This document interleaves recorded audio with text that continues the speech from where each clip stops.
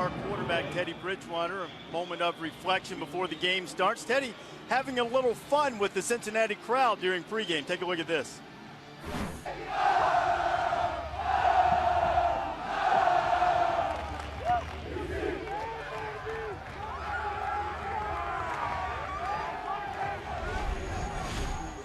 You know, I think he knows the opponent well. He knows the cheer. He knows the song. I told you it was a rivalry game.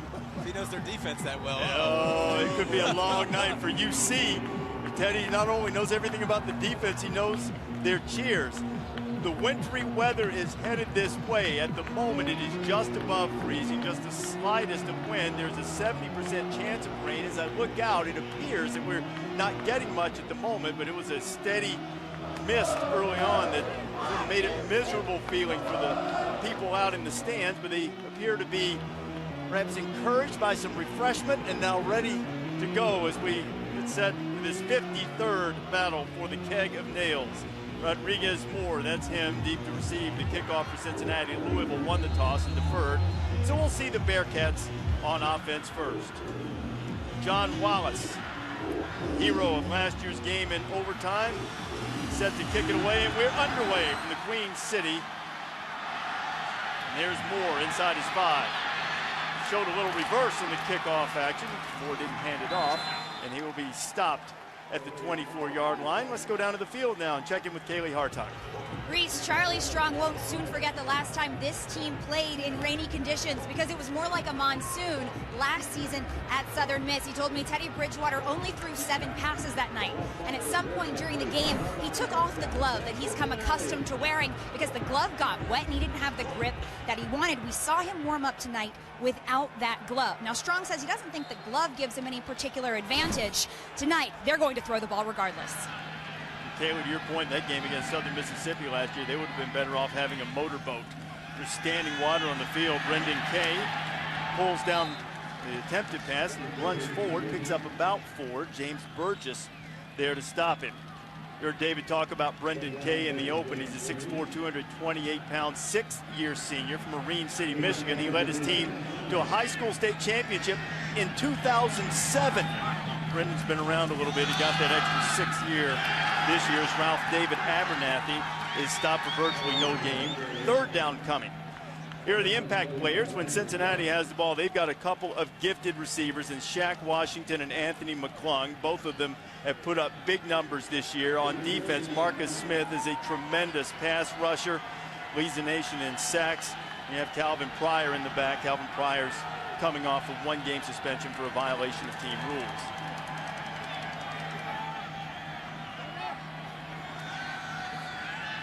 Okay, on 3rd down, going to take a shot down the field, and it is intercepted. A tremendous play by Charles Gaines, the former receiver.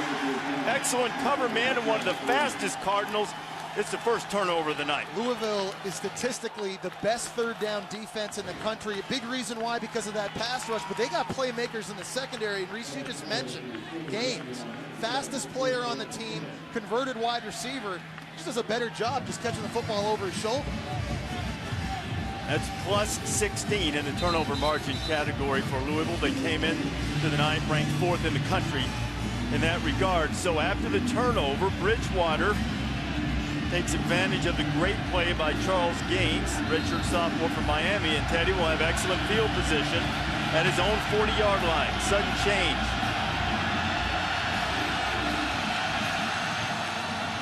Inside Bridgewater, we take off the glove. Teddy's not going to show off the arm yet. He picks up 6, maybe 7. Bridgewater has put together a solid season. The protection hasn't been great in the last couple of games, but the junior quarterback, and some believe maybe the top quarterback picked in the upcoming NFL draft, has completed 71% of his passes, 25 touchdowns, and a mere 3 interceptions. So over his last 3 games, just a couple of touchdown tosses and a pick, while he's been sacked 8 times. So we'll see if the Bearcats can get some heat on number 5.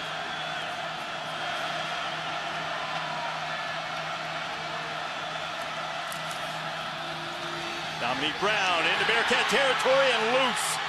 It's all the way down to about the 35, maybe inside that. Aaron Chenault perhaps kept it from going more. Brown picks up 18 on the carry. Impact players when Louisville has the ball. You just saw one of them, Dominique Brown, making the big 18-yard run. Devontae Parker is Bridgewater's favorite receiver once they get into the red zone. A couple guys on Cincinnati's defense, one of the best names in college football, Silverberry Muhan and Zach Edwards. Edwards is a true freshman safety from Middletown, Ohio, a smart player who has been instrumental for the Bearcat defense this season. 1st and 10 from the 35 of Cincinnati. Brown hit right in the teeth.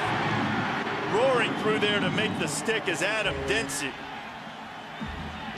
Sorry, go ahead, Dan.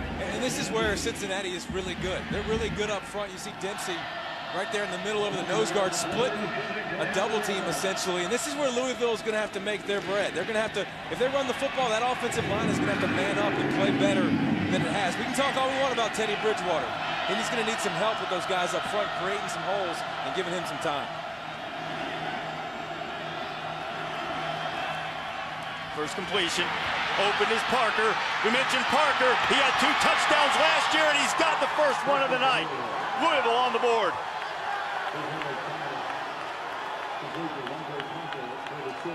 36 yards for the score. For a big wide receiver, Devontae Parker is so good after the catch. This is just a simple spot right. You're going to see 2 defenders slip and fall down. Parker gets out in the middle of the field, 6'3", 210 pounds. Tremendous speed, very gifted once he has the football in his hand. Hey, Reese, he doesn't need a glove. It's not the glove. If you're wondering at home, doesn't need it. Well, when you're throwing 6-yard passes, it makes it a lot easier. That's true. That's a quarterback-friendly stat right there. Oh, it's almost got that extra point blocked, but he nestles it inside the right upright. And Bridgewater, sans glove, throws his 26th touchdown pass of the season. More run than catch. It was something Cincinnati was concerned about, and with good reason, it seems. Tough as nails. This is actually a replica. The original was lost during some remodeling going on in Louisville, and there's also the original was also broken at one time when Cincinnati grabbed it. It's also really just a keg. There are no nails in the keg. That's good for safety. Rod Moore turning a kickoff for the second time tonight. Moore slips 1 tackle, falls up across 20 to the 22, and the Bearcats will have it for the second time tonight. Jordan Lynch trying to keep Northern Illinois' season perfect in the Marathon MAC Football Championship game. Matt Johnson and Bowling Green will try to change that. 8 o'clock Eastern Friday night on ESPN2. If the Huskies are able to win that game and take the MAC title, seems a virtual certainty that Northern Illinois will be in a BCS Bowl for the 2nd consecutive year. They are ranked higher in the BCS standings than UCF, the highest ranked team from the American, and per BCS rules, if you're in the top 16 and ranked higher than a champion from an automatic qualifying conference, you're in. Brendan Kay, whose last pass was intercepted, puts one out in the flat, complete, and up across the 25 goes Ralph David Abernathy. Though now the official is saying that the ball skipped before Abernathy got out there. The official across the way coming in and saying the ball bounced. Take another look at this here. Abernathy, a running back. Oh, he got his hand. Yeah, that's a catch. Yeah, me too. Looks like he got both hands underneath this football. Obviously a low throw, and Kay didn't have a chance to set his feet, but I think that was pretty clean. And that's the guy they want to get it to in space. He can make people miss and make big plays. Now the officials stopping play. The ruling on the field in the previous play was an incomplete pass. This play is now under video review. While the replay booth has a look to see whether RDA4 got it, Cincinnati will remain in the American. Bearcats putting a lot of money into their program, as we're about to hear that play is going to be overturned. After video review, the receiver did make the catch. He was down at the 27-yard line where the ball would be placed. 2nd and 5. With the game clock operator, please put 11:53, 11:53 on the game clock. So rather than 2nd and 10 from the 22, it'll be 2nd and 5 from the 27. And to continue the thought, Cincinnati, after this game tonight, almost immediately will start a major renovation project for this stadium. And they've poured a lot of money into the program. And Tommy Tuberville, in his first year as the head coach of the Bearcats, optimistic about his program's future, despite the difficulties they're certainly to face on a national scale playing in the American. Not in terms of wins or losses, just in terms of prestige. There's some building to be done in this league. Brendan Kay fires complete. First down, Cincinnati, up across the 40-yard line. It's Chris Moore, one of the fastest guys outside for the Bearcats. Here is Tuberville. Tommy's in his 18th season as a head coach. He's led Cincinnati to a 9-2 win. They have benefited from a soft schedule. The only team with a winning record they've beaten is Houston, but they have improved, and their numbers have been very good as Kay completes the pass to McClung. McClung has a short gain on first down. You're seeing in this game already this offense running at a very fast tempo, and they're going to try and wear Louisville down. Their goal is to get to about 75, 80 snaps in this game, see if they can get this Louisville defense tired.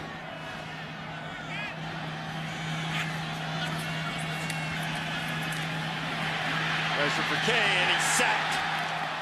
That's what Louisville does best. It's James Burgess back there to get the sack. Cardinals, that is their 39th of the season. That leads the nation. And they love bringing pressure, and you see 13 right up the middle. They bring pressure from all over the place. You see them coming inside, coming outside. You see the backers cross. And a great job on the outside by Malden, closing the pocket, making Kay scramble and move his feet. That's when Kay really struggles. You have to make him move his feet and throw on the run.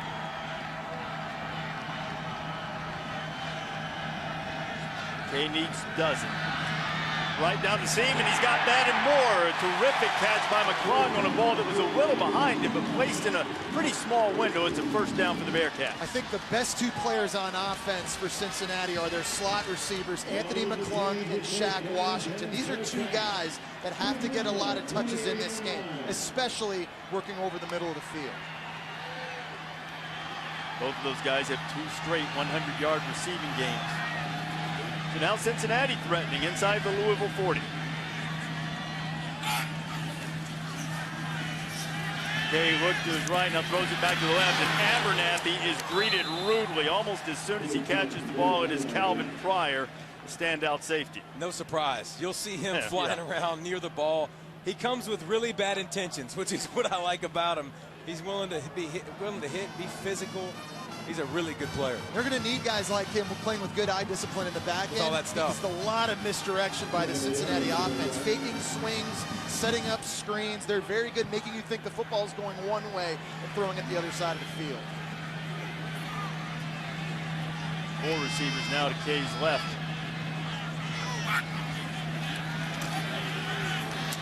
Another strike from Brendan Kay and another completion to Chris Moore. It's a first down for Cincinnati. The Cincinnati lines up. What do you mean by eye discipline? Well, I think this is one of those offenses where they'll pump fake. And as you see Brendan Kay get the football out of his hands very quickly right here on the slant, they like to try to trick you, especially in the second back end of this D.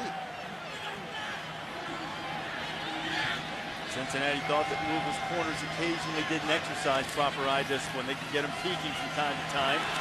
They're not able to run the ball in the middle. Loss of 1. Roy Fallon and Marcus Smith there to stop Abernathy. And it's just been amazing to watch this Cincinnati offense from where it started week 1, week 2, week 3, and Kay's development and them trusting him more and more. I mean, this is exactly what you're going to get. They're going to spread you out, a lot of receivers, make you defend the whole field. And he's going to grab the ball and spit it out on the perimeter as fast as he can.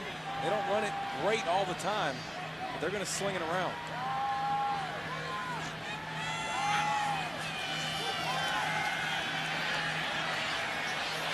Swinging it toward the pylon, not a Bearcat close enough. 3rd and 10 coming. It's a scenario again, the last couple third downs. Louisville is lined up showing blitz, and they've bailed out, dropping 8, playing big zones. One thing you can expect here is this might be 4-down territory. Tommy Tuberville and his kicker, they're not getting along real well, so they might look at this for an opportunity to go for two plays here. Tony Miliano is 5 of 14 as a field goal kicker. And Tubbs told us he had plenty in the arsenal tonight in terms of his old riverboat gambler reputation. Kay has to sling it, and that's another interception. His 2nd interception of the night. Ill-advised as Hakeem Smith picks it off, his 3rd interception of the year. Brandon Kay was late throwing this football. Earlier in the play, he had Shaq Washington in the slot, wide open, running down the middle of the field. Take another look at it.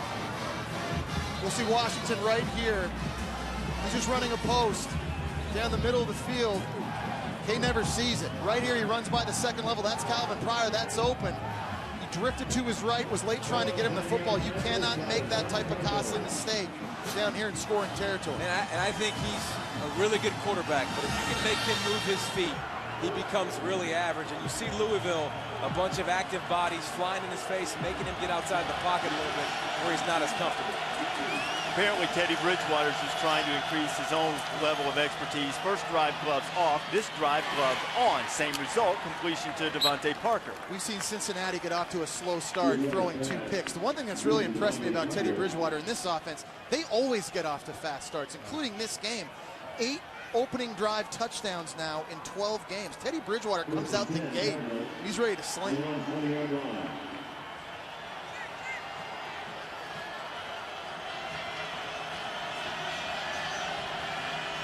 Bridgewater's completed his first 2 passes, one of them for a touchdown, both of them going to Parker. Back to the ground. Sonora's Perry into the game. Perry hasn't carried the ball as much as Dominique Brown of late. Talk about Teddy Bridgewater and his football IQ. He's in control at the line of scrimmage. This is called a kill package right here. You see him making that gesture at his neck. He had called 2 different plays in the huddle. They had a play run. He killed it at the line of scrimmage. To the second play, there was a defensive look he didn't like, audible to the run play. This guy is in total control. Highly regarded by NFL scouts and our draft experts alike. Both Mel Kiper and Todd McShay have him in the top 5. Norris Perry hit the backfield, and Terrell Hartsfield was the first guy to hit him. Howard Wilder came in there. He was down. A little bit of a late love tap, but no harm, no foul, I guess.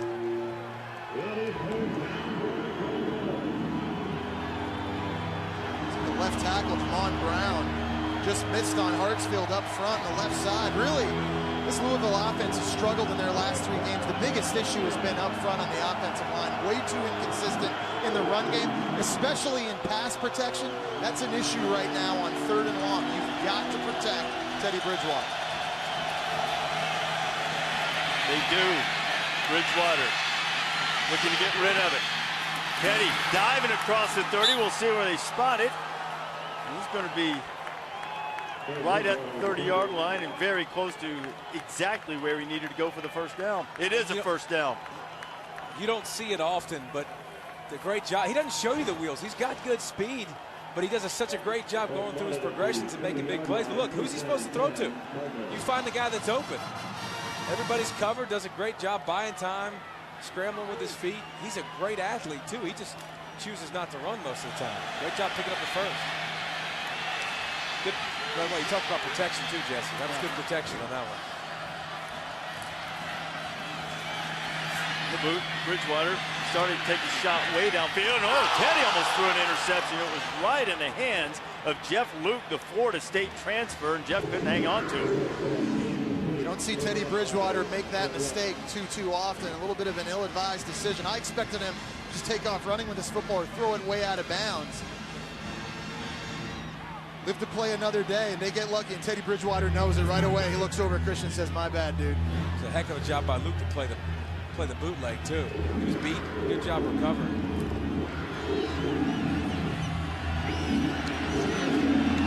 Now 2nd and 10, and this crowd here, different looking for a reason to get excited. Louisville's hit them with a couple of turnovers early, and quick strike touchdown, and Sonora's Perry driven backwards after picking up a couple, maybe 3. 3rd down's coming. Zach Edwards on the stop. We've talked about how this offensive line has struggled, and that's really been, I think, their key issue now in the last 3 games where they haven't played well. And pass protection all season long has been a problem. You'll look at the stats and say, well, they've only given up 22 sacks. That's misleading because of Teddy Bridgewater's escapability. But they're big. They haven't gotten a lot of push up front in the running game either. And as a result, as an offensive coordinator, Sean Watson's had to throw on 1st down. He's had to try to move the pocket. They have not been an explosive offense with downfield pass plays the last 3 weeks. They've got to be able to find that dimension tonight. Just get the snap off. Bridgewater throws underneath. It's incomplete. 4th down coming, and the Bearcats force a punt. this defense has been pretty solid all year long. Done a good job not giving up those big plays you were talking about, letting you throw the ball underneath, come under and make tackles. They're gonna do that consistently. Teddy's gonna have to be patient and take what they give him and let his receivers make plays like Parker did for the long touchdown. Two explosive receivers are back for Cincinnati. Number 19, Shaq Washington. Also back there is Anthony McClung, number 6. Ryan Johnson gets a foot into it for the Ville, and boy, he unleashes one. Drives Washington back inside his 20 where he makes the fair catch.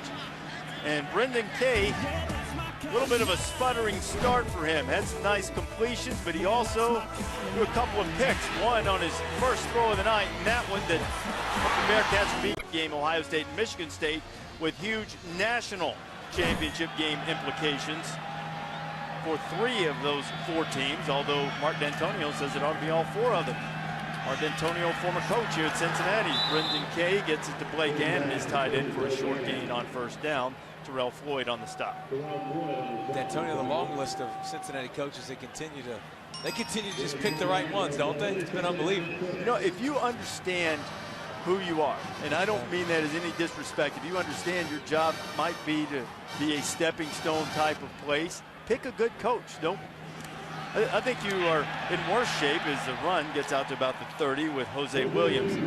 You're in worse shape if you have a coach nobody wants. Yeah. Cincinnati hasn't had that problem with D'Antonio and Brian Kelly and Butch Jones. D'Antonio at Michigan State, Kelly, of course, at Notre Dame, and Butch Jones just completing his first season at Tennessee. And then Tommy Tuberville wasn't a good fit for him personally in Lubbock at Texas Tech.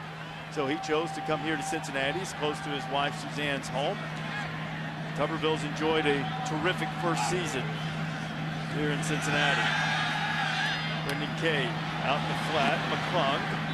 McClung is wrapped up quickly by Calvin Pryor. On that topic, guys, I think one reason why coaches do want to come here to Cincinnati, there's a lot of talent around the Cincinnati area. The recruiting's very fertile here. They get a lot of good offensive linemen. I think that's one big reason why they've won a lot of conference championships. 4 of the last 5 years. They've been to 2 BCS bowl games in recent years. Maybe we'll go to a 3rd one this season. We'll wait and see.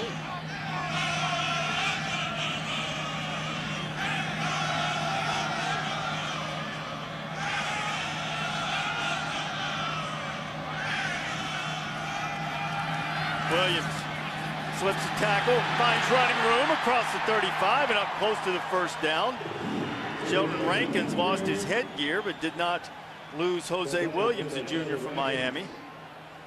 And we talked about Bridgewater having a lot of responsibility at the line of scrimmage. Brendan Kay does too, and he has to look at this Louisville defense that moves around a lot and make the right decisions. Right there, he decided to run the football. They're going to have to run the football tonight. Louisville's aggressive. If you don't make them honor the run, they can be disruptive. I showed you that list of coaches in Cincinnati. Brendan Kay's played for 3 of them. He's on his 3rd coach here. He also had 3 major knee surgeries. And he has, David, as you mentioned, he has gained the confidence of his teammates. He and Munchie Legault were locked in a battle for the quarterback position, but Munchie suffered a horrific knee injury earlier in the season. It was great to see him yesterday walking around. His rehab's going well. Look forward to seeing Munchie back on the field next year, but it is going to be a long rehabilitation process for him.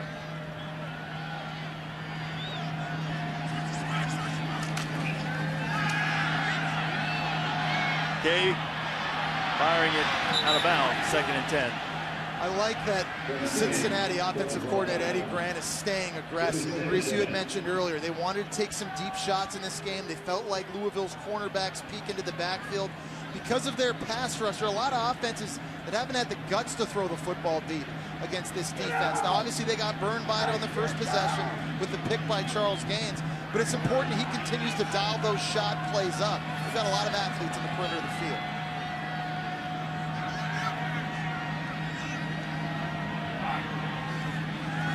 Pressure coming. Kay gets away from it, completes the pass, and it should be a first down for Cincinnati as Shaq Washington makes the grab. So Kay, despite those 2 interceptions, Kaylee apparently still confident. Brendan Kay is known as an even-keel player, Reese, and you saw that on the sidelines after he threw that 2nd pick. There were 2 conversations on the phone with the coaches in the press box, a quick one-on-one with Eddie Grant, but no visible signs of frustration. Kaylee, I saw that one-on-one, as you put it, with Eddie Gran. It was more of a one on Brendan. Not a fair fight. Eddie was doing most of the talking. He wasn't cursing, though. No, he wasn't. He's much like you. He refrains Right at the from last using second. salty language. Right at the last second. Right when you think he's going to go over the edge, he just shuts off. He refrains and has creative use of the language, using plosives, if you remember your vowel, to release some frustration while not being vulgar. It's very admirable quality. Brady Grant, who aspires to be a head coach and may have that opportunity in not too distant future. Abernathy is stopped by Lorenzo Malden. Well, that even keel demeanor that Kaylee was just talking about with Brendan Kay on the sideline, you'd expect that from a sixth-year senior. This is a guy that's very smart. He's been here in the program a long time. He's a guy in the huddle this football team and this offense respond to. The thing I love about his game, he gets the football out quick. More often than not, makes the right decision quickly. He's going to have to do that here on a critical 3rd and down. Got a couple of questionable ones here in the first quarter. Led to turnovers, now on 3rd and 7. Take the draw, Kay firing complete. It'll be a first down. Chris Moore making the catch. Like the idea of giving Brendan Kay an option to get outside the pocket away from the pressure. These are easy completions. These quick out routes, these option routes, these jerk routes that we're seeing underneath. Cincinnati's kind of attacking those areas of the fields underneath. I think trying to get Louisville to bite up a little bit closer so they can get back to take some more shots. Mentioned earlier, their corners will look, and Calvin Pryor has that reputation as well. Keep it on the ground with Jose Williams. Williams has run the ball effectively in a few opportunities here in the first quarter as we work down toward half-minute to play here at Nippert Stadium. Cincinnati's mounting its second good drive of the first quarter. First one ended when Kay threw his second interception. And this opportunity for Tommy Tuberville's team will resume in the second quarter, it appears, as Kay goes to the sidelines and will switch ends of the field with the Bearcats trying to pull even with Charlie Strong's team. Winner this game with an opportunity to get a share, perhaps, of the American title. Second quarter coming for the King of Nails.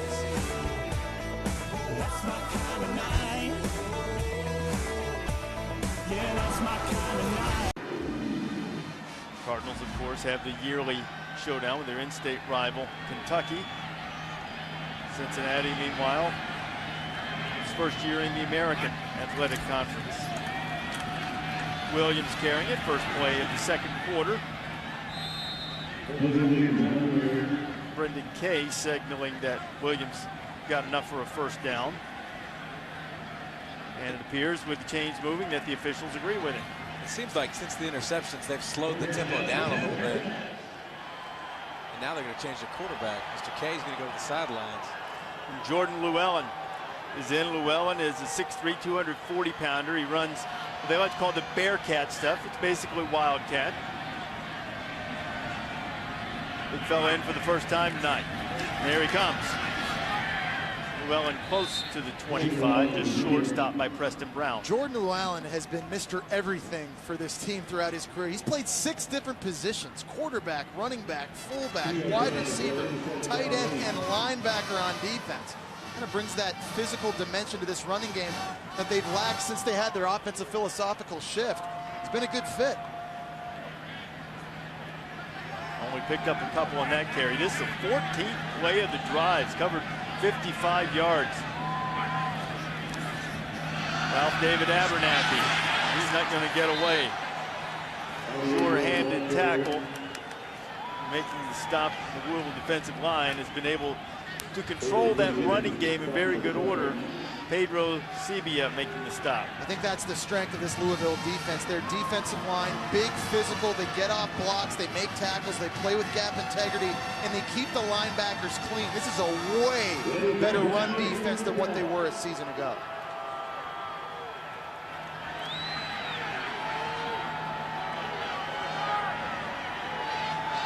Important third down coming as the Bearcats try to make this drive pay off.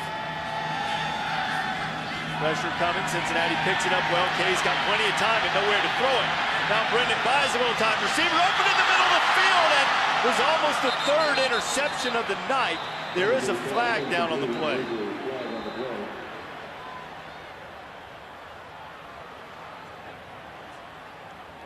Boy, oh boy.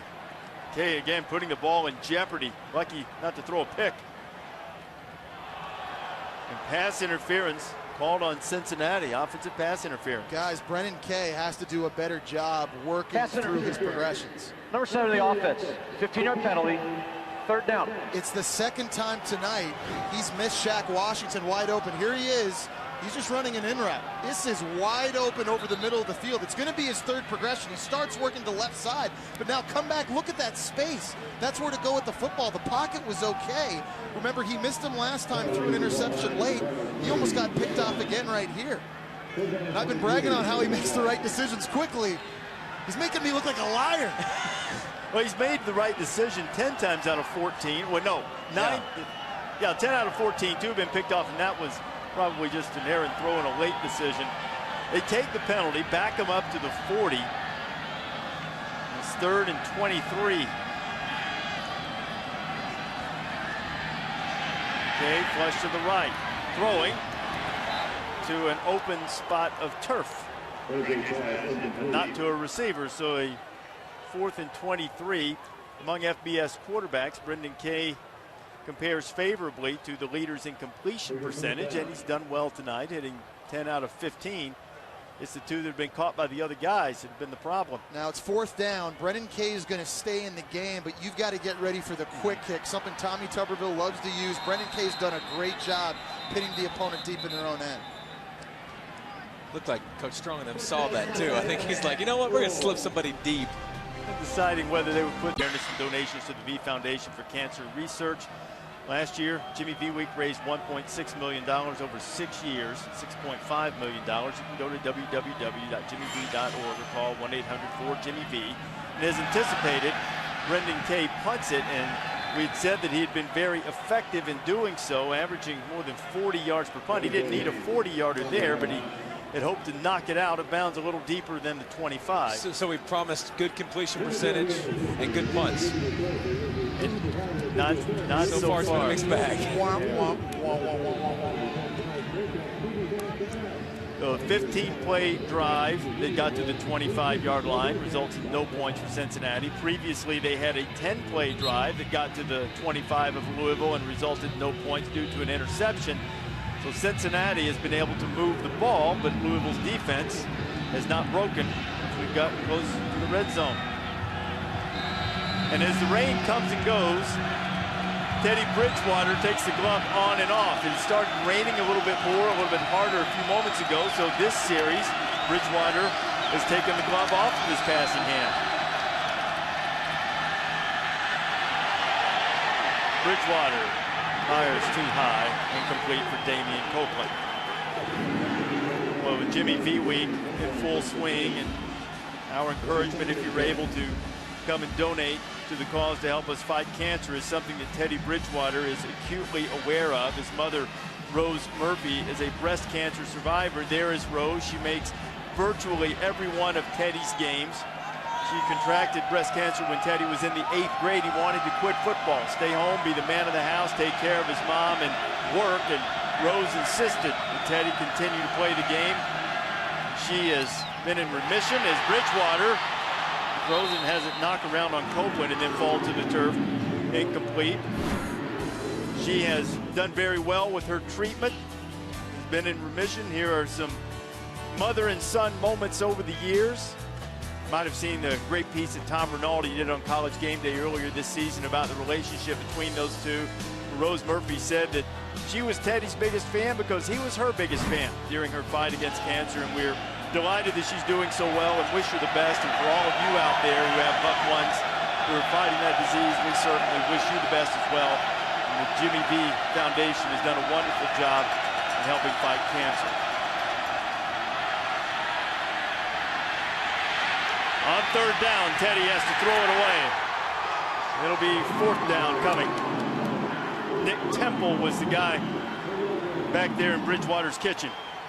Seen how the front seven, especially the defensive line for Cincinnati, is the strength of their defense. A lot like Louisville, they're very deep. They can rotate guys in. They've got linebackers like Temple, very, very fast, tremendous speed. They don't need to sacrifice 7, 8 guys to get home on Teddy Bridgewater.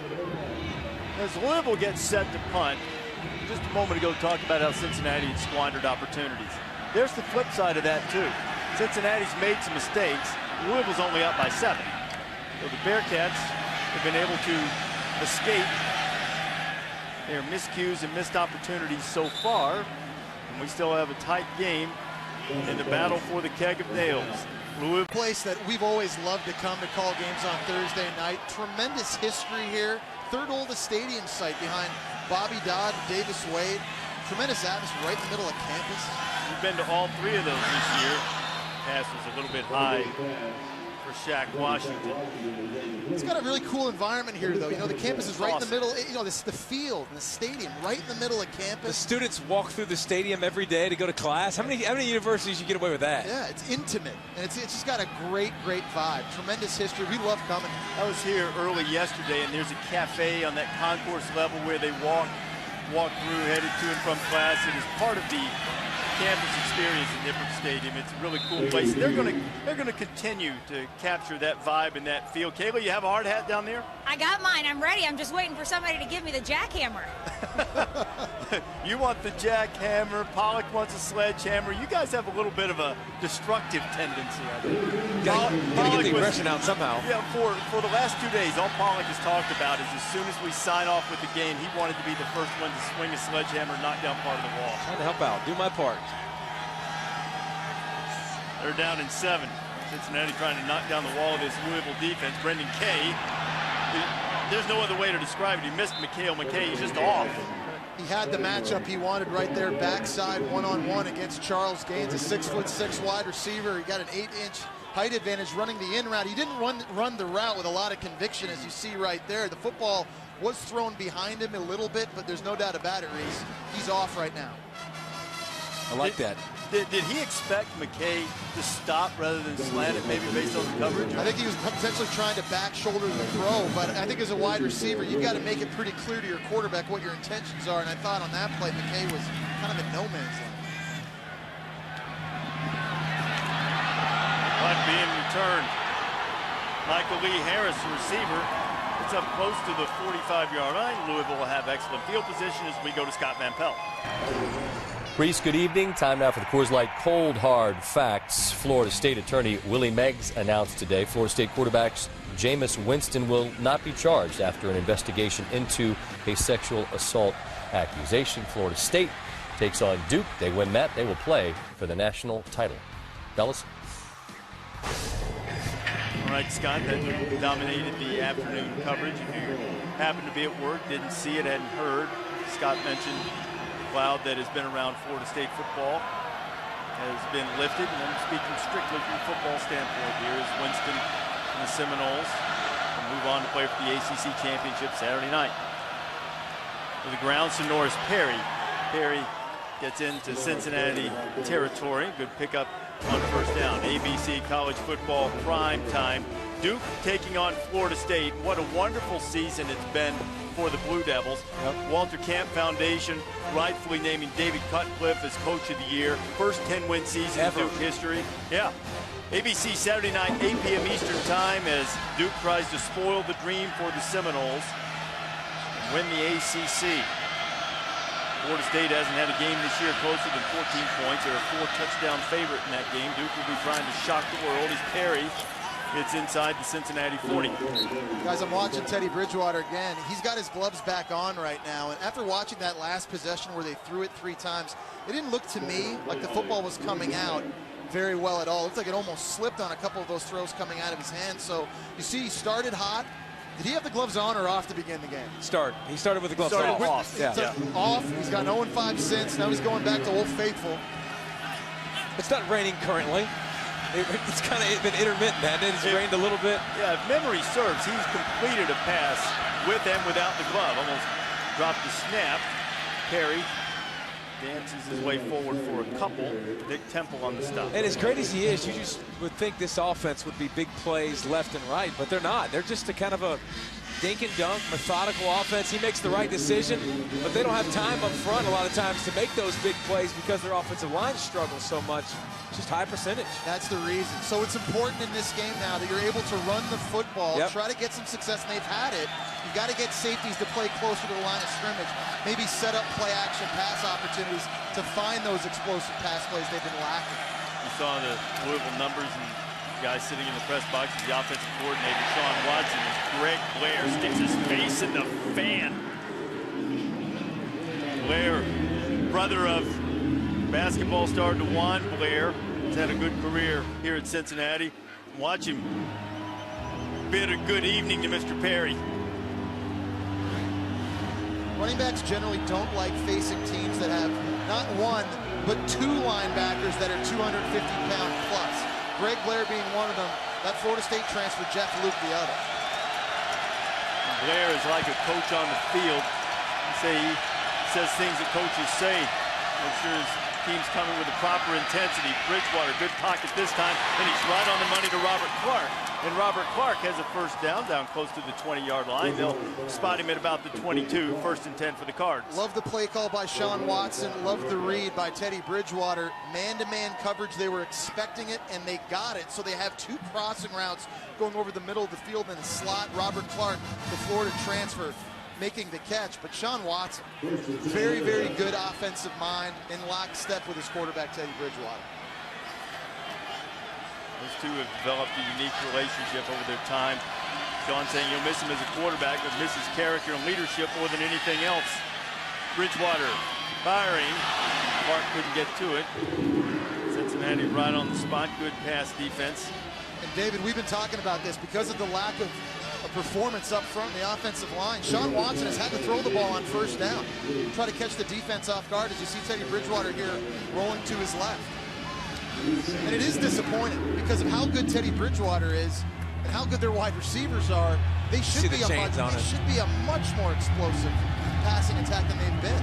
And when you get down near this area, number 9 is always a fun target for Teddy Bridgewater, his leaping ability and his height on the outside. He's lined up. Devontae Parker to Teddy's left, bottom of the screen. They run the draw to Perry. Perry makes a man miss and lunges close to that yellow line. The umpire coming in is going to mark him a little bit short of the yellow line. Well, unless he's overruled, now he is, and that appears to be pointing for a first down, and it is. Good run on the draw by Sonoris Perry. And Don Brown's kind of taken over the responsibility at the running back spot, but Perry trying to make a bid with making some guys miss and making some yards after contact and trying to give this Louisville offense a little bit of a spark. Well, they've got to do it because Cincinnati right now is playing with two high safeties. Oh, yeah, they're not going to let Louisville throw the football deep. And if that's the case and they only line up with 5 or 6 defenders in the box, you have to be able to run. Dominique Brown is back at running back, and he has the ball. Jeff Luke grabbed him. Brown spun forward. Solid pickup by Dominique Brown. This is what we're talking about, guys, as a defense. If you're going to play with two high safeties in the back, you're only going to line up with 6 guys in here. You have to run into that. You've got to be willing to do that. You've got to stay committed to it. And right now, offensive coordinator Sean Watson is just that. Brown picked up 5 on first down. 2nd and 5 from the 7-yard line of the Bearcats. Looking for the edge is Brown. Brown picks up maybe 1 third down coming. This is one of the best areas of Teddy Bridgewater's play, guys. Situational football. Great on third down. In the red zone, makes his best decisions. He's thrown 15 touchdowns this year, 0 interceptions in this area of the field. He understands it's either going to be a touchdown or a check down. He never forces the football into coverage, never risks turnovers. He understands that points are at a premium in this part of the field, especially in this type of game. See how they guard Parker at the bottom of the screen, because he'll just throw this thing up so high and let the big man, 6'3", come down with it, especially if he's got man coverage on the outside like he does now. They need a long 3. Teddy gonna lose a bunch. Nick Temple's had a big first half. He comes through and sacks Bridgewater, and Cardinals will have to send the field goal unit out. And I don't know what Teddy Bridgewater's doing. I know most of the time in the red zone, he looks to his big target at the bottom of the screen. He has him isolated, man coverage on the bottom. He looks up top, he never even recognized the blitz. We've talked about his great recognition. He did not see that one coming and ate the sack. John Wallace is going to try it from 31, from inside 40. He's 16 out of 18. Near automatic. And it is this time. Louisville pushes its lead to 10. So the drive didn't end up with a touchdown as the Cardinals had hoped, but it does result in points. The big sack, making sure to play in the first half. Glad to have you with us on Thursday night. Final Thursday night of the regular season. Reese Davis, Jesse Palmer, David Pollack, and Kaylee Hartine from historic Nippert Stadium. Last meeting in the foreseeable future in the battle for the keg of nails as Rod Moore works his way up close to the 30-yard line. That's where they'll put it in play as we say hello again to Scott Van Pelt. Reese, let me introduce you to this week's AT&T All-America Player of the Week, the folks in Denton. Concerted effort to rock the vote. Brandon Berg, career high 251 on the ground. The Mean Green beat Tulsa 42-10. 91-yard touchdown in the third quarter, and you can represent your side. The All-America update here. Visit ESPNAllAmerica.com. All right, Scott will be along the halftime report. Mark May and Brian Greasy coming up in just a little bit. Tion Green is checked in at running back for the Bearcats.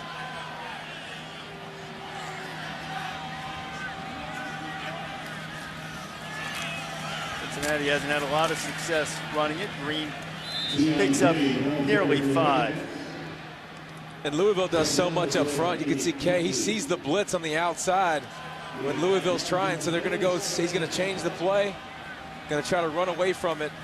And you see Smith come on the inside and stick it up in there and get, 4 or 5 or 6. And the way Kay's playing, they need to get the run game going. They have to. Kay firing it down the seam and firing it too high for his tight end Blake, and his 3rd and 5 coming. David, it's a confusing scheme to go against, and I know that because I started twice against Charlie Strong when he was the D coordinator at South Carolina. How many wins you get? We won twice. That's good. Continue. I got beat up. They stand a lot of different defensive linemen up. You'll see Marcus Smith all over the place. You don't know who's coming. Exotic coverages, exotic blitzes, different safeties playing the box. It is a headache, and Cincinnati's lucky they've had a bye week to get ready for this scheme. It is confusing. On 3rd down, Kay fires underneath, complete. 1st down and more for Cincinnati, and Bearcats move the chains. That's McClung. Preston Brown stops him. They need to get him the football more often. And I love the idea on short underneath routes. Even if you're throwing him bubble screens in the slot, he's probably the most dynamic player on this offense. Get him his touches. Give him an opportunity to do something with the football after the catch.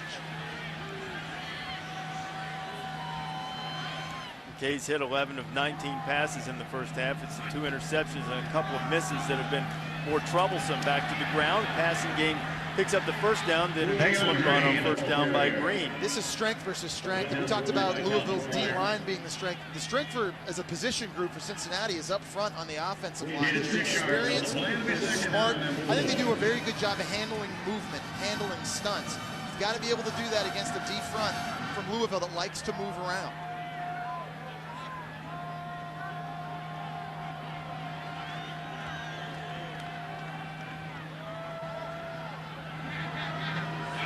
Louisville walking in, showing blitz from the corner, and then nobody came, and Kay's going to fire it deep. A couple of Cardinals back there, and then the flag comes in as Chris Moore thought he was interfered with, and apparently the official agrees. Calvin Pryor does not.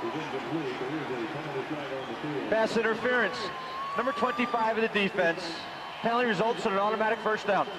It's a great decision by Brennan Kay. He saw the corner blitz coming off the edge and knew that he was going to be protected. And he had a one-on-one matchup, his fastest player, Chris Moore, against the safety, and Calvin Pryor, and that's a chance you've got to take if you're Brennan Kay. Calvin Pryor tried to kind of act like, hey, I'm going to the ball after he gave him a little nudge. I'm laying out for it.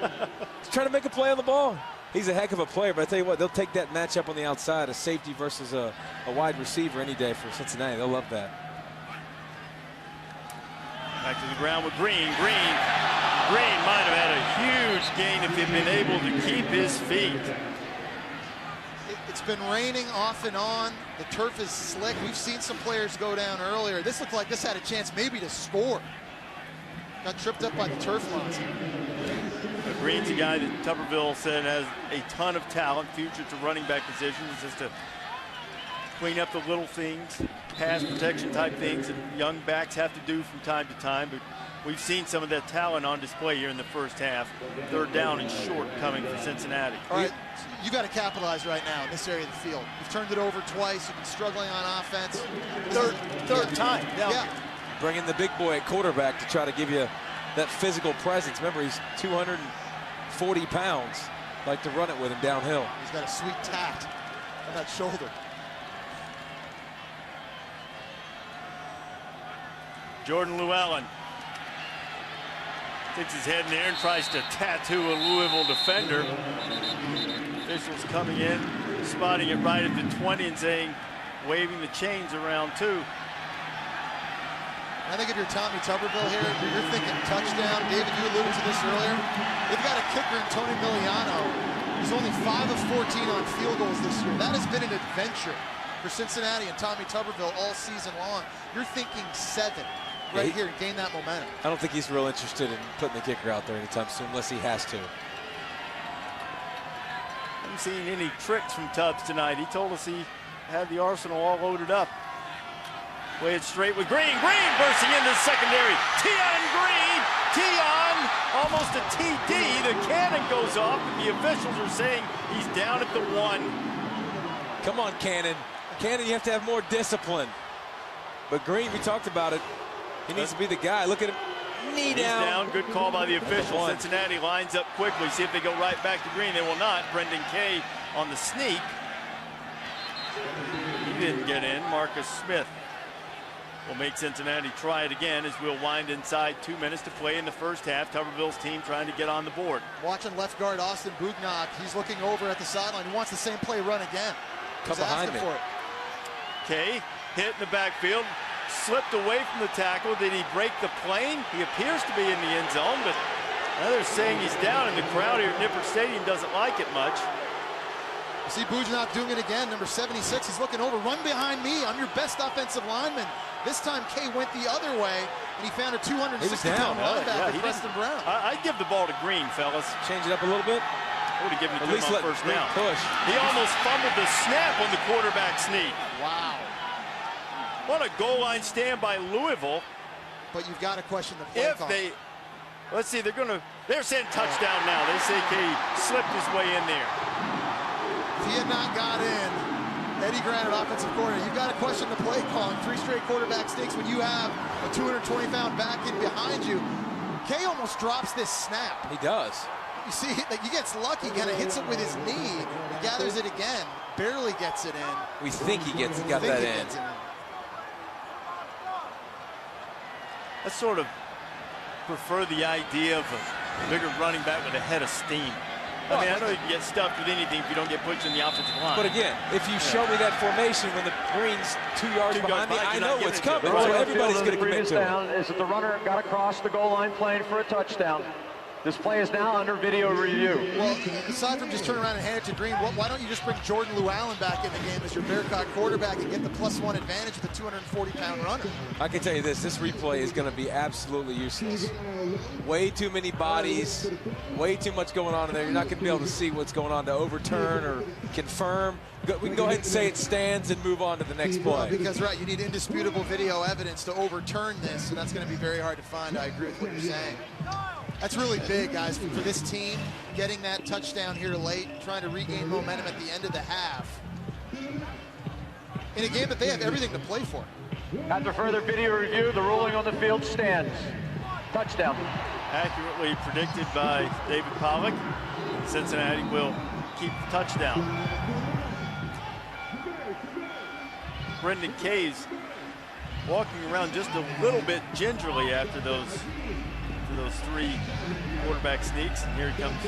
Well, he's the holder. Yeah, trotting back out. He's the holder on field goal as well. So appears to be okay. He's wishing they'd have brought in the other guy to run the quarterback sneak too. He's echoing your sentiments, Palmer. Hey man, the other dude's 240. Give him the rock. He's good. Miliano to make it 10-7, and he does. Third time Cincinnati gets inside the 25. You see that door closing here at Nippert Stadium. Brendan Kay, who we told you looked a little bit gimpy as he came off the field before the hold and then has been going back to the locker room to be checked on. Sonoris Perry from Louisville is returning. He too gone back to be examined after a carry earlier and after the touchdown. Kickoff goes to Charles Gaines. Gaines, who has an interception tonight, and also has a kickoff return for a score in his career. The ball's loose on the field. Now people are getting together to see if it was whistled dead. Louisville player holding the football right now, so regardless, Louisville's going to keep possession. As Teddy Bridgewater comes back out with 1:08 to play. Sometimes the gloves have been on, sometimes they've been off as he started the game on a wet night, but it hasn't looked sharp. Yeah, just been a little bit off, and it hasn't really mattered whether he's been wearing that glove or if he hasn't, whether he's throwing it short, whether he's throwing it deep. He's missed some high, he's also missed some low. Just hasn't really been able to get into a rhythm yet in this game. They're going to need him right now. 2-minute situation, 2 timeouts. It's an eternity of time playing behind an offensive line again, guys, that has been very average all year and very average tonight. Just 3 for 9 for 60 yards in the first half of Bridgewater. That one's on the money. Damian Copeland making the catch. Clock will continue to roll. We'll go inside a minute. Louisville has a couple of timeouts left should they choose to use them. One thing Cincinnati's done a good job of tonight, they've mixed up their looks on defense, trying to confuse Teddy Bridgewater.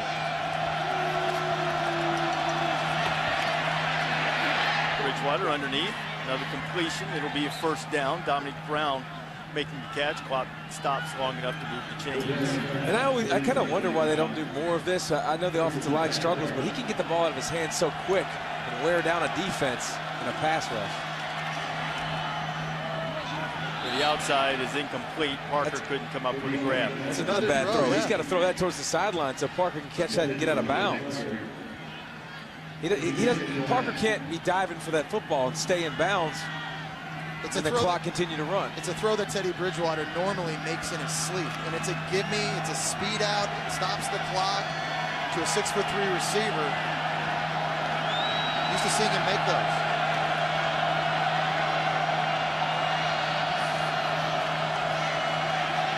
Bridgewater protection holds up. This one is on the money, and the receiver does get out of bounds. Parker has the opportunity. 22 ticks remaining in the first half. A tremendous pocket that time for Bridgewater to throw to. You can see when this offensive line gives him room, gives him an ability to work through progressions, he can be deadly accurate. He can work through his progressions quickly. But all of his inaccurate throws haven't been the result of pressure tonight. Is that fair? Yeah, absolutely. Absolutely fair. He's missed tonight. Both quarterbacks have been missed. 22 seconds for Bridgewater to get his team into scoring position. They have a reliable field goal kicker. Bridgewater, his receiver fell. Was there an accidental interception by Howard Wilder? Yep. I'm not sure even Wilder knew he had picked that thing off. It's an interception. He was laying on the ground. Howard's like, look what I found. Merry Christmas to me. Now, first of all, he did a great job staying by Parker regardless and not giving him that quick speed out you saw. And then he falls on the ground and says, did I get it? Was he bobbling it? Was it jostling a little bit when he rolls over and has his feet out of bounds? Because right there, it's still moving a little bit. It looked like a pick, though, didn't it? I think it was. It's only the 4th interception of the year. I see what you mean, but let's see if he doesn't have it secured with the other hand. I think he might have had it secured. Yeah, we saw Devontae Parker slip and fall on that play. That's the 3rd or 4th time on a critical play tonight. Players slipping on the wet field. Cincinnati making a play right before the half.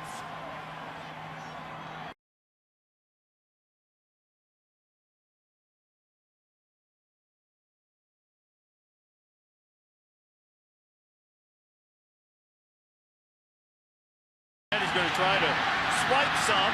Kay, no, I'm sorry, that's Llewellyn in at quarterback rather than Kay. Momentarily forgot that Kay went to the locker room to be checked out after being banged up on that last touchdown run. So Jordan Llewellyn, Wildcat quarterback, and backup quarterback is in. 7 seconds remaining here in the first half. Now, he has a good arm. A few weeks ago against Rutgers, he completed a long pass. Half Cincinnati has the ball at the Louisville 47. Jordan Llewellyn has 3 receivers to his left and a big arm. what we've seen in college football this year, you would advise Louisville to, well, he didn't throw it deep. They'll have a chance to knock it down here, one would think. Play volleyball?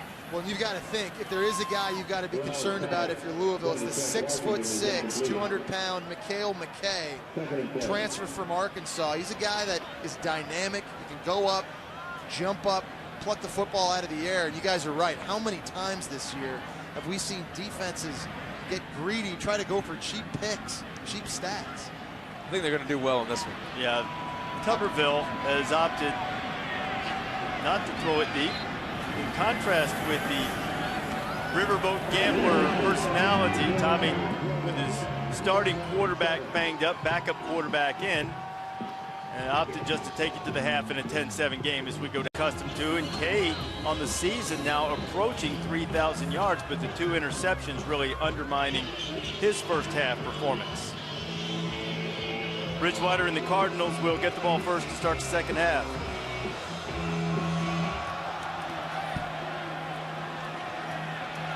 Sonoris Perry, who injured a hand in the first half, returning the kickoff, and Sonoris engulfed by a sea of black jerseys at about the 20-yard line. So we check in with Kaylee Hartung. Reese, Brendan Kay will return. That's what Coach Tuberville told me. He said he turned an ankle during one of those quarterback sneaks. That's why we saw him leave the field early, so he could get that taped up and taken care of. And while those 2 early interceptions were troublesome, he says the key in the second half will be running the ball more. All right, Kaylee, and what Tubbs historically has always wanted to do, this team has been built around spreading it out and pitching it. We saw a little bit better running performance from Cincinnati in the first half when Jose Williams was at the running back position, and then later on when Tion Green came in on the touchdown drive, he ran the ball effectively. Bridgewater's first pass in the second half is an easy completion. Eli Rogers making the catch. And that counts as a run. That's an extension of a sweep play right there. It's a nice call by Sean Watson, the offensive coordinator. I agree with what Kaylee just said, Reese, what you've just said. The team that runs the ball the best in the second half is the team that I think is going to win this game. Each team has had success early so far, but with the way the quarterbacks are struggling right now, the team that has the more success on the ground, I think, wins tonight.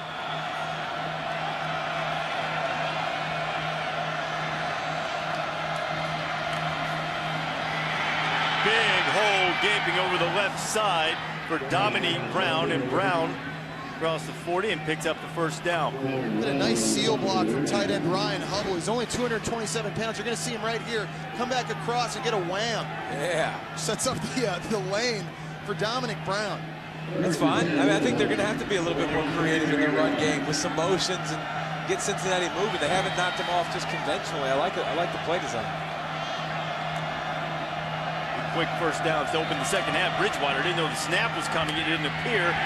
Reacted, caught it, gave it to Dominique Brown. He's hit for a loss of 1, maybe 2. And Teddy, at least it appeared, to be surprised by the snap. Well, it's not because of the noise, I promise you that.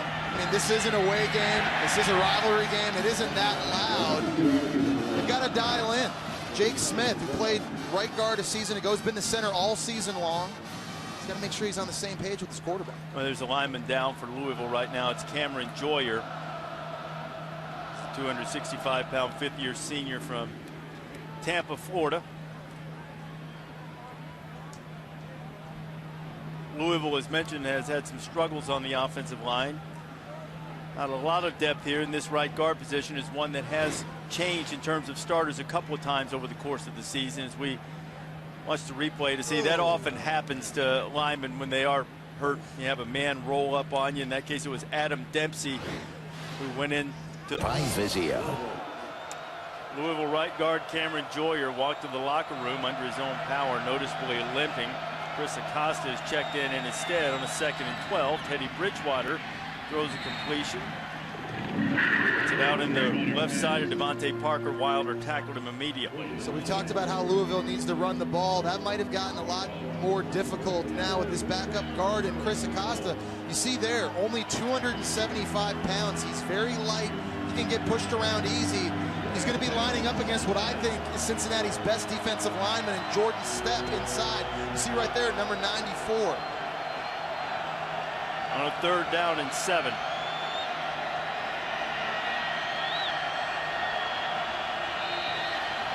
And Louisville had the right tackle Ryan Mack come out of his stance too quickly. He might not have been the only one. Ball start. Number 74 of the offense. 5-yard penalty. 3rd down. It was Mack that they nabbed. So instead of 3rd and 7, it'll be 3rd and 12 for Louisville on 3rd down tonight. It's converted just 2 times in 5 opportunities. Last couple of weeks, this offense just hasn't been able to get out of its own way, whether it's been drop passes, penalties, taking sacks, too many negative plays. Even though you've got Teddy Bridgewater, you don't want to be living in 3rd and long all night. That's where they're living at the moment.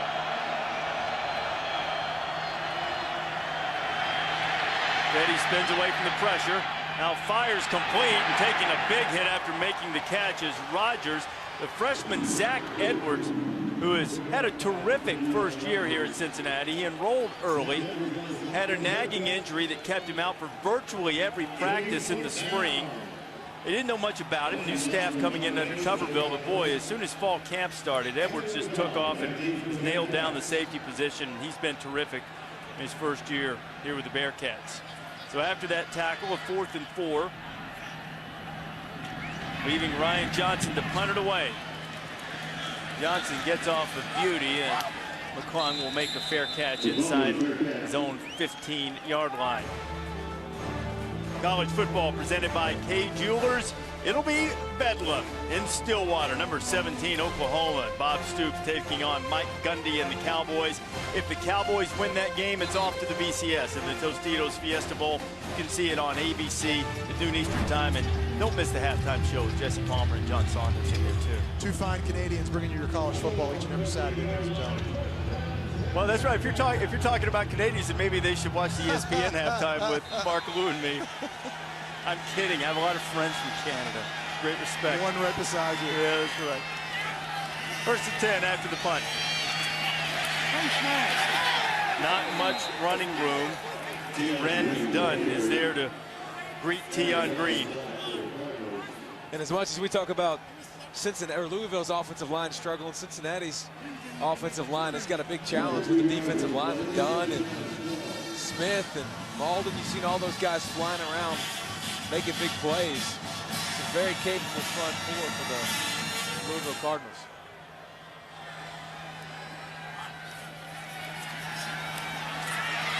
Okay, fired to the outside. He's got his man complete. It's Max Morrison. Morrison's first catch of the night. Very important for Brendan Kay, who left the first half with an injury in the locker room to establish a rhythm in the second half. Gets a big completion early. It's a tough throw to the boundary. It's not a very big window. Nice job by Morrison going up and high pulling it. That's got to be big for the quarterback's confidence.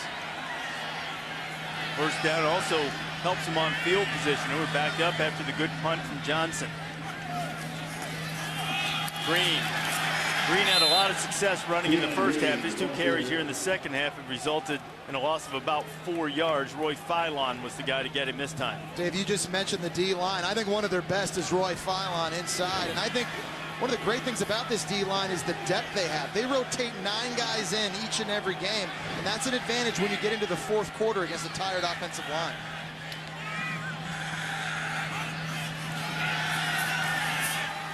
Green couldn't handle it, and the whistle blows. Incomplete pass, not a backward pass. Well, Green would be well advised to go ahead and pick that up in the future because of the immediate recovery rule, but the whistles were blowing in that case. So 3rd and 13 coming for Kay. Here's Eddie Gran, the offensive coordinator. Several reports coming out that Eddie is going to interview for the head coaching job at Florida Atlantic next week. We've been passed over previously because of a lack of coordinator experience. One of the reasons that he left Florida State to come here, that and his long association with Tommy Tuberville. Shovel pass underneath and a good call from Grant. And in the open field is Ralph David Abernathy, and Abernathy picks up the first down. It's a nice play call by Eddie Grant. You live and die by the blitz, and that time Eddie Grant guessed right.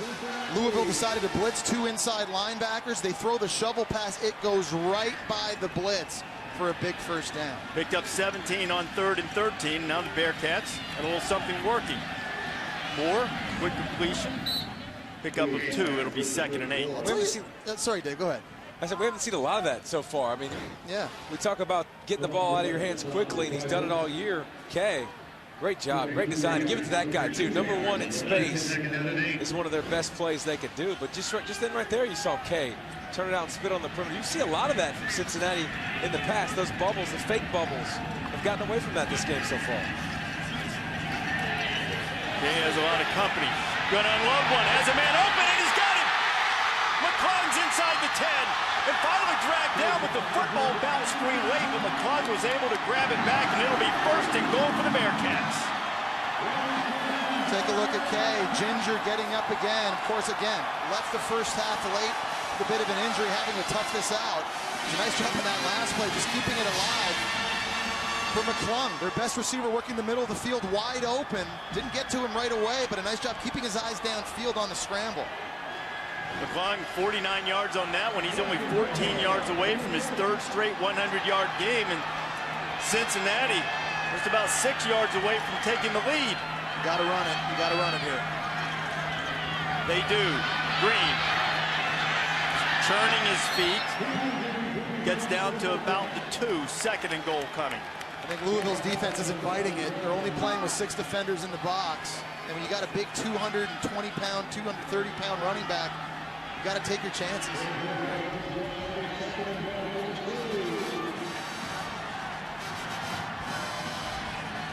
Back to Green.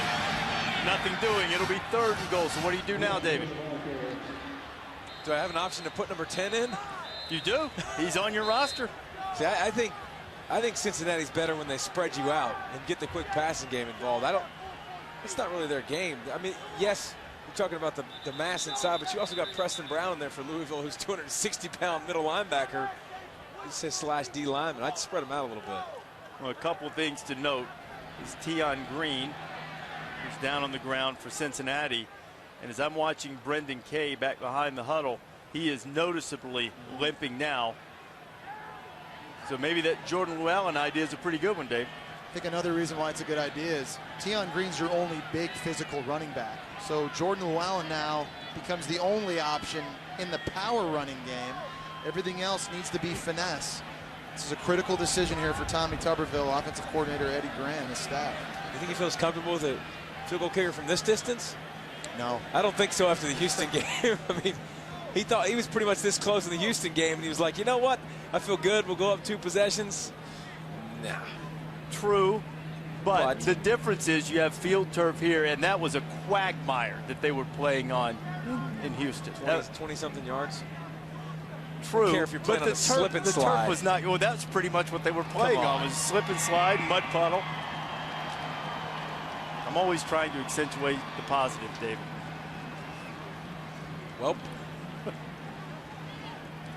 Tion Green being helped to the sideline. Cincinnati still with hopes of making it to a BCS Bowl. Sunday will unveil all of the matchups for the bowl season. All of our experts, including the 3 of us, will preview the most anticipated games. Head coaches will join us, some players as the bowl games are revealed. The bowl selection show Sunday at 9 on ESPN. Also live on Watch ESPN. That, of course, follows the final edition of BCS Countdown. In Cincinnati, with a win and a UCF loss, could get a share of the American if they finish higher in the BCS, which is a bit of a long shot, but they still could make it to a BCS Bowl. see, now they got more space. Because they got the 4 wide receivers, they're getting more Louisville guys out of the box. It'll be easier to run now if they want to. And I think Williams is their best back, number 23. That's who's in the game now, Jose Williams.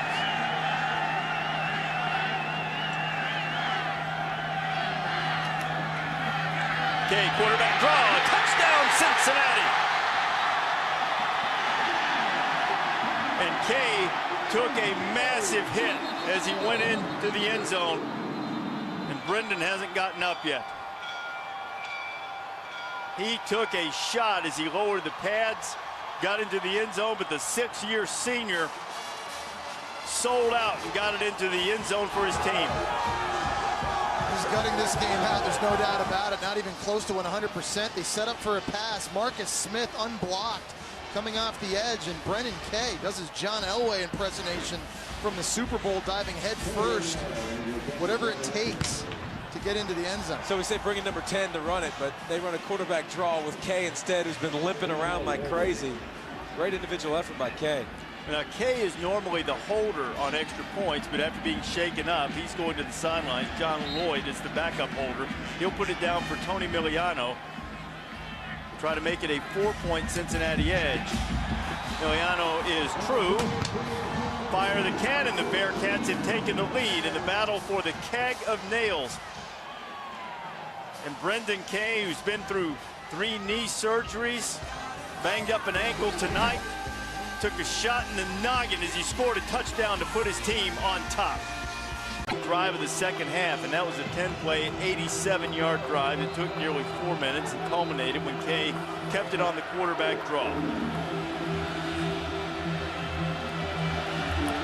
The battle for the keg of nails, I guess you could say Brendan's been tough as nails. His 2 touchdown runs.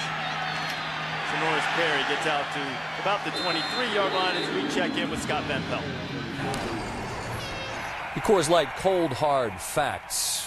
State Attorney Willie Meggs says Jameis Winston will not be charged after a sexual assault investigation. Said he didn't feel that they had a case that they could take to court and win.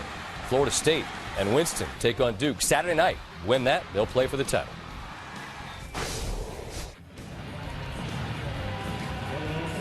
So Louisville facing a deficit for the first time tonight. Cincinnati up 14-10. Nearing the midway point of the third quarter. Reese Davis, Jesse Palmer, David Pollock, Kaylee Hartung, glad to have you with us from Nippert Stadium.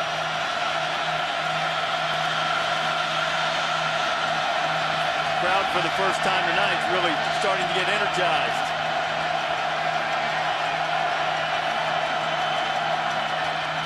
Sonoris Perry, nice cutback. Perry across the 30, and he's tripped up. Should have enough for a first down. I mean, if you can't run against that defense for Cincinnati, they've got 5 guys in the box. If you can't run, Louisville might as well quit. I mean, seriously, they're daring them to run the football. Louisville's got to stay committed to it. I know you got Teddy Bridgewater and those weapons, but you got the numbers way in your favor. You got to continue to run if you keep getting that look. Eli Rogers in motion.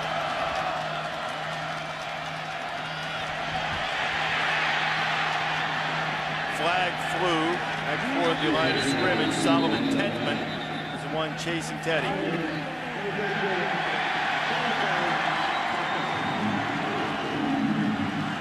Holding on Louisville is going to back them up 10. I think Louisville's a team right now that just has to wake up. You go back to the start of the year, everyone said they would have a shot at being in the national championship discussion if they won all their games. Then they lost to UCF. They've had a hangover ever since. Yeah. With every successive UCF win, their BCS bowl hopes have gotten slimmer and slimmer. Now they're non-existent. But guess what? You're in a rivalry game, and you're playing a team in Cincinnati that has everything to play for tonight. You've got to wake up. Louisville players said prior to the game that they wanted to go bowling in Orlando, the Russell Athletic Bowl. They have to win to get that bid. Bridgewater throws a little bit low. Copeland went down and got it. They get some of the yardage back they lost on the holding penalty. About got the whole ump right there, too. Threw right over top of him. Ump did a good job dodging it. He got his hands underneath it. The ball didn't move. Good hamstring flexibility by the umpire, too. Get down there. Get out of the way. Pick up of 8 on the completions, and now 2nd and 12. And here's the cheer Teddy Bridgewater was doing with the Cincinnati fans before the game. But Teddy's not cheering right now. He's trying to lead a drive. Perry. Sonoris Perry. Very close to the first down marker. Where the officials are coming in. He's got a first down.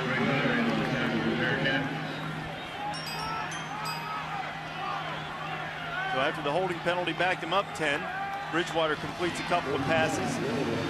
Gets Louisville out of jail. 1st and 10 from the 44. Teddy 11 of 19, 132 yards on the night.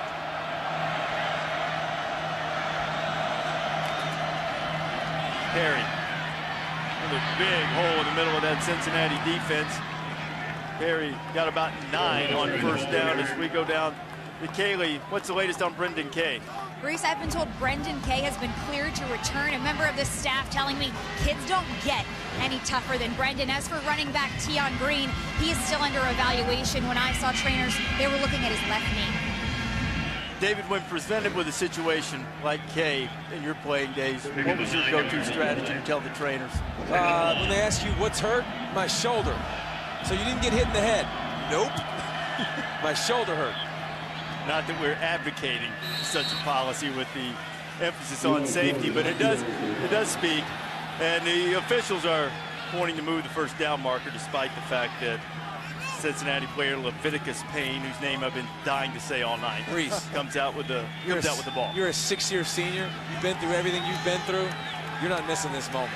No. This is everything you've been able to work for and get back for. Brendan Kay is going to be in the ball game. Mentioned earlier, he's been here for 3 head coaches, 3 knee surgeries, got a little bit of an unexpected reprieve when he was granted a 6th year to play, and he's made the most of it. Kay has his team on top, 14-10, but Bridgewater's leading the Cardinals back. Teddy taking a shot, got a man out there, and he's just out of the reach of Gerald Christian. Talked about how running the football would open up play-action passing opportunities and deep shots, and this is one Teddy Bridgewater would like to have back. You've got the Florida transfer, Gerald Christian, wide open, running down the seam. And again, that's a throw you have to come up with if you're Teddy Bridgewater. Christian could have sold out for that and dove, but that's a throw Teddy Bridgewater normally should be making in his sleep. Just Teddy been a little bit off tonight, hasn't been guys. razor sharp. Yeah. And I think the degree of difficulty is so tough, too. But those are the types of plays that makes your degree of difficulty easier because you're going to back up the coverage on you a little bit.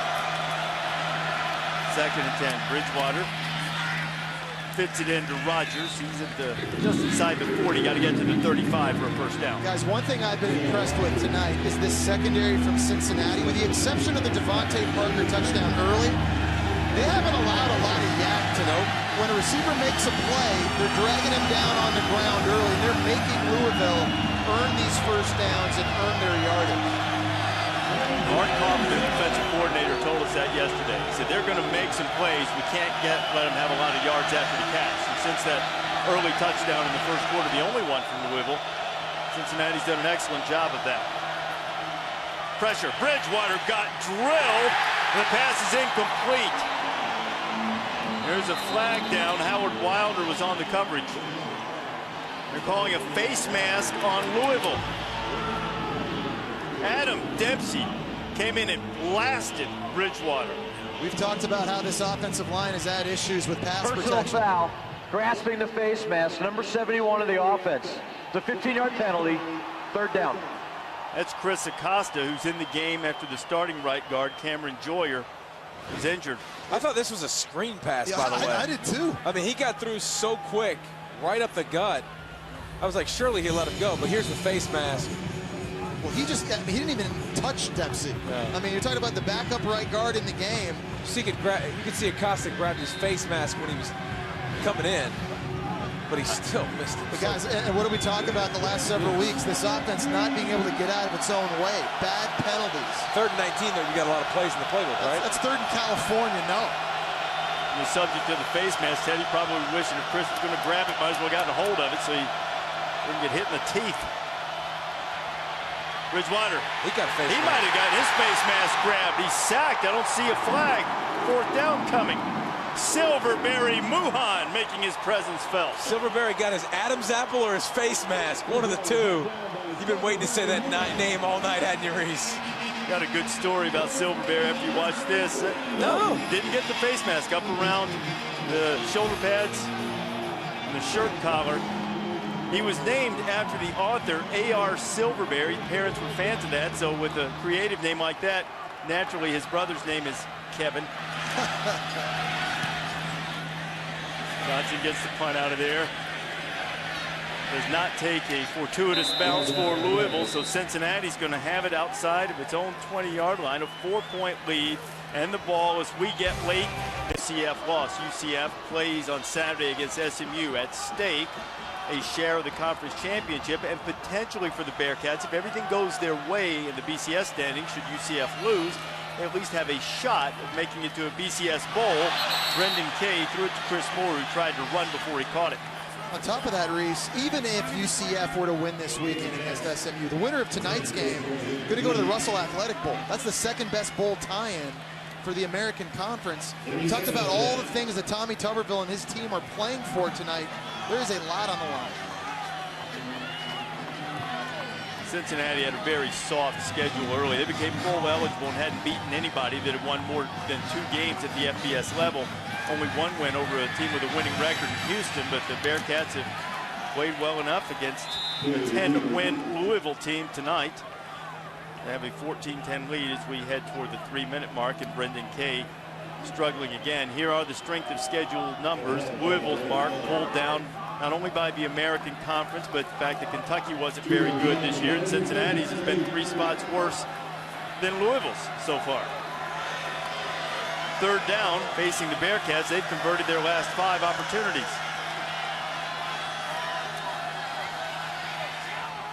But not 6. Pass is too high. It'll be 4th down. Bearcats will have to punt. Now, Kay struggling with that leg. How might that affect his accuracy? Well, I think it not only affects the accuracy, Reese, I think it also affects the play calling, because one of the things they like to do at Cincinnati is move the pocket and get him outside and give him the opportunity to throw and run the football. And right now, I think Eddie Gran, right there, his offensive coordinator, a little bit limited because of that immobility. Twin safeties deep for Louisville. John Lloyd to punt it. A low wobbly kick. That may be tough to handle. Now Michael Lee Harris is probably going to be well advised to get away from it, and he does, and that turns out to be a highly effective punt inside the 15-yard line. That's where it'll be knocked down. A 60-yard boot. Not a thing of beauty in the air, but a thing of beauty in the box score, and it'll back up Bridgewater and friends. In the preseason, when you started handicapping the Heisman Trophy race, Teddy Bridgewater, among the guys with Manziel, Clowney, Mariota, and Braxton Miller, who were thought of as the guys who would probably be in the mix most of the way. The Heismanology that Joe Tessitore runs after week 7 had Jameis Winston and Taj Boyd in the mix. Then Boyd's team fell hard against Florida State. And this week, see what happened was. It was kind of turned upside down. There was some clarity brought to the Heisman Trophy race today, one would surmise, with the announcement that Jameis Winston will not face any charges in those allegations of sexual assault. And though the other guys have had good seasons, it would appear that on the field, Winston far and away has had the best season. Bridgewater gives it to Dominic Brown as we head toward the 2-minute mark of the 3rd quarter. So with the news that Jameis Winston won't be charged, is Winston far and away your Heisman Trophy winner? Is he the guy that will get the trophy? He is for me. I don't think there's a question he's been the most outstanding player on his team, leading that team and in college football, because he's been dynamic when they needed to. And I get a little bit tired of hearing the supporting cast talk. You know, everybody talks about how great they're around him. It's the same supporting cast E.J. Manuel had. But he took this supporting cast to another level. They're good. They're great around him. But I think he's done such a great job on the field, doing everything he needed to do. It would not be the first time a Heisman Trophy winner had a great supporting cast, i.e. Danny Werfel, Sam Bradford, Tim Tebow, etc., etc., etc. Matt Leinart is Exhibit A. I think the Heisman Trophy will be given out on December 14th on ESPN. The show starts at 8 o'clock Eastern Time. So if Winston is the prohibitive favorite, who else do you expect to see in New York? That is a great question. We all talked about this on our BCS Countdown show this past Sunday. Bridgewater's had a really good season, but he's had a little bit of a rough night. Avoids the sack. And Teddy's going to unload. Got the ball to Rodgers. Rodgers took a hit right along the sideline, and he made the catch. Eli Rodgers making it up for the 1st down. It was Dempsey again applying the heat. Yeah, Bridgewater, great job just keeping his feet, keeping the play alive. And there you see that speed to be able to get outside. It's not always on display, but in this case, it helps keep the drive alive. Perry picks up about 3. You know, we had Louisville earlier this season against Rutgers. Charlie Strong told us a story about Teddy going to Friday Night Lights, which is a Florida's event for young players, and Teddy wanting to get in the wide receiver line because the quarterback line was too long. And they're like, no, no, no, no. No, you come over here and spin that thing. As he does there to his tight end, Ryan Hubble. There is a flag down. It's sitting at the 44-yard line.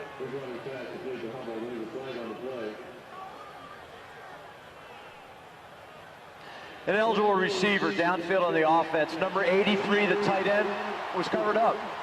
5-yard penalty, second down. And it's a perfect example of what you've been talking about, just self-inflicted wounds. 2 steps forward, 1 steps back. And this offense can't afford it. They're not an offense. They're not explosive enough to be able to do that. They're a dink and dunk, keep it manageable on third down, let Teddy make a good decision, and keep everything high percentage. And obviously, the more predictable situations they're in, the harder it is, because you see Teddy has to scramble just to make big plays on third down. Backup right guard and a right tackle that's struggling. Bridgewater takes a shot, tries to fit it in a very soft area, or small area. Coming over to make a good defensive play was Leviticus Payne. He's looking for Michael Lee Harris. Again, you see an example of this good coverage from the Cincinnati secondary. Safety going over, getting involved. There's Leviticus Payne on the all-name team, making a play on the sidelines. It's a great throw, by the way. Yeah, I mean, there just hasn't been, you know, even if he caught it, he might have caught it out of bounds. But because of that penalty, you set up yet another 3rd and long. And again, pass pro becomes an issue. And I'd be concerned if I'm Teddy Bridgewater right now. I'm worried about what's coming off the right side, off my right side. Up here.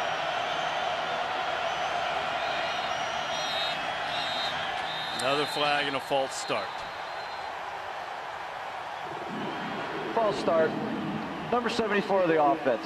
5-yard penalty. Is Third that what down. you meant by the right side? Yeah, I mean, that's your right tackle. And it's Ryan Mack, and it's a guy that's been struggling a little bit tonight. He's already had a couple of these penalties. Here he is, Silverberry Mouton. That's their best pass rusher. That lined wasn't up a false across start. from him.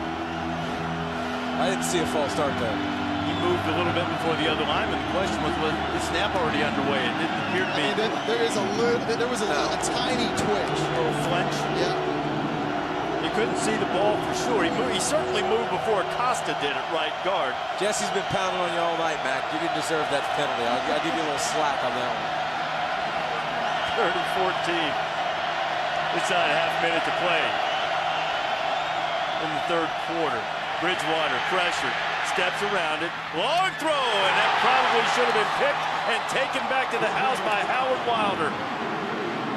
You know, Howard intercepted one on the seat of his pants and sort of fell in his lap, and that one hit him in the breadbasket. He could have scored with it. And it started right up the gut again. Watch the center right here. You have to do a better job than this. I mean, it hasn't mattered if it was Dempsey. It doesn't matter now if it's Aiken, a backup coming in there. You're getting whipped right up the middle of the, and then Teddy has to reshuffle his feet and then make a throw off timing, and it doesn't work. McClung fields the punt to 25. Maybe half a yard on the return. Excellent coverage by the Louisville punt team. Friday night action. The Marathon MAC Football Championship. Northern Illinois tries to finish off a perfect season behind Jordan Lynch, who very well might find himself in the crowd. The Heisman Trophy ceremony on December 14th. Perhaps more important to Lynch and his teammates, if they can win this game, they'll be in the top 16 of the BCS standings and virtual lock to be ranked ahead of the champion from the American Conference, which would guarantee Northern Illinois a spot in the BCS Bowl for the 2nd straight year. Winner of this game holding out hope to get at least a share of the American. And as we've mentioned, Cincinnati still with an outside shot at maybe playing in a BCS game itself. If right combination of events happen, start with the UCF loss to SMU on Saturday. Jose Williams, short gain on what is likely to be and will be the final play of the 3rd quarter. No more games scheduled between these two in the foreseeable future, so we might as well go right down the gut battle. Longo got rolled up on, and initial reports from the training staff on the field is that the senior from Spring Valley, Ohio, has suffered a broken ankle. See him sitting up, appear to be trying to get the air cast on him, and there's a truck out on the field now, the cart out there to carry Sam off as Lorenzo Malden was knocked into the back of Longo's leg. It was a little bit similar to what we saw happen earlier to Louisville right guard Cameron Joyer. You just hate to see that, and that's the reality. That's an unfortunate reality with these linemen in the trenches, engaged with other players, bodies falling around their legs. You absolutely hate to see that. In this last game in Nippert Stadium for Longo, certainly not the way he dreamed of going out. Andre Curtin, a senior from Indianapolis, will come on to replace him as Sam makes his way onto the cart. Gets a nice round of applause from the fans here at Nippert Stadium.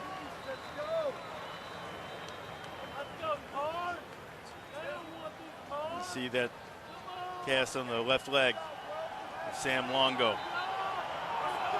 Good cheer from the crowd, and Cincinnati will have the ball in this first play of the fourth quarter, 2nd and 9 from their own 26. Saturday Night Football, ABC primetime. The Dr. Pepper ACC Championship game. Duke and Florida State starts at 8 Eastern time. The Seminoles win it. They will go on to Pasadena to play for the BCS National Championship, the final BCS championship before we head to the college football playoff era. On 2nd and 9, Brendan Kay steps up in the pocket, finds a wide open receiver. Chris Moore tried to work his way over to those chains to get out of bounds, but he's going to be marked down at the 34. He'll be about a yard short. It's amazing. We talked about the philosophical offensive shift this offense has had this year. Earlier, they wanted to be a pro-style physical running team.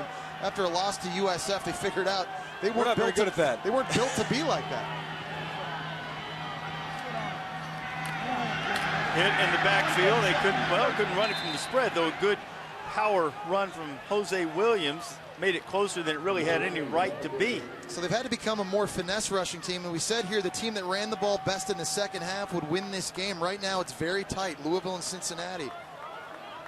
Okay, fourth down here, and Tuberville's leaving his offense on the field to get a few inches. They run the quarterback sneak a few times, and Kay does an excellent job patiently working his way down the line and finding a hole. That was almost Brady-esque in running the quarterback sneak. And how about Tuberville making that call too, though? I mean, it's 4th and short, but no, he does a good job getting outside and finding that nice little soft spot instead of what he did on the goal line 3 straight times, going straight up the center and not having success. But how about Tuberville? Whatever, dude.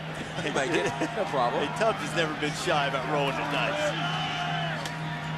Williams, tough, hard run.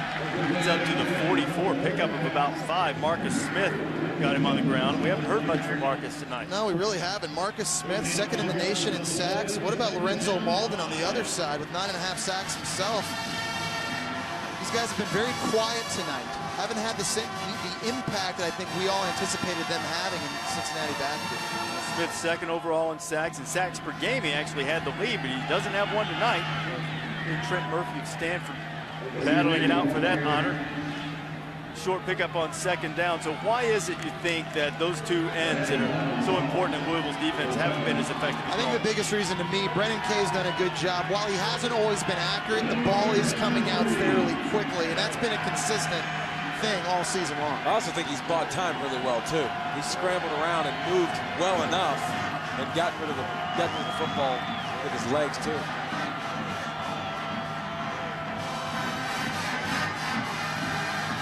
Cincinnati protects pretty well. Brendan almost ran right in to a defensive end and threw it a little bit behind Shaq Washington, but Shaq knows he probably should have made that play. And this is what he's done all night. He's a moving target back there, so it's hard to, keep him in the pocket. You see him, he feels a little bit of pressure. He comes to his left, he comes back to his right, back to his left, and it's hard to rush a guy when he's moving all over the place, but Louisville's got to do a better job getting some pressure on him. Kay, as we've noted, we've seen him punt once tonight. He is in short punt formation. He looked up for a second as if he might throw the thing. And he just tries to put it on the ground and let it roll. It'll be an effective one. They'll let every last inch get out of that low punt. And they'll back Louisville up to the 14-yard line. And that's where Bridgewater and friends will start after the 40-yard low punt as Brendan Kay kicked the thing about 6 feet 4 inches in to leapfrog the Buckeyes should Auburn beat Missouri in the SEC championship game. BCS Countdown, the final edition ever on ESPN Sunday night at 8:30 Eastern Time. Playoff next year. 4 teams get a chance to No complaints. Everybody's play for happy. the trophy. Oh, I'm sure. Yeah, number 5 is going to be thrilled. Short pickup on first down will be 2nd and 9. The finalists for the Davey O'Brien Award, which goes to the nation's best quarterback, Johnny Manziel, A.J. McCarron, and Jameis Winston. Home Depot College Football Awards, December 12th on ESPN at 7 p.m. Eastern Time. Jameis Winston, no charges filed in the allegations of sexual assault against the Florida State quarterback. Already won the ACC Offensive Player of the Year. McCarron and Manziel is competition for the Davey O'Brien. Thought Teddy Bridgewater might have been on that list. Bridgewater completes a pass out to Ryan Hummel when SportsCenter follows us immediately after the game. Of course, the latest on the Jameis Winston situation and plenty of reaction to that, along with news of the passing former South Africa President Nelson Mandela, who died at the age of 95. So many figures in the sports world reacting to the passing of a man who was largely responsible for ending apartheid in South Africa. Ryan Hummel makes another grab. All of that coming your way on SportsCenter after we finish 11.5 minutes or so here in the battle for the keg of nails. Louisville has been the better running team in the second half of this game offensively, and they're starting to kind of reap the benefits of that with some of these play-action bootleg fakes. Teddy Bridgewater has been very alert on this drive, and they're getting the football out of his hands quickly.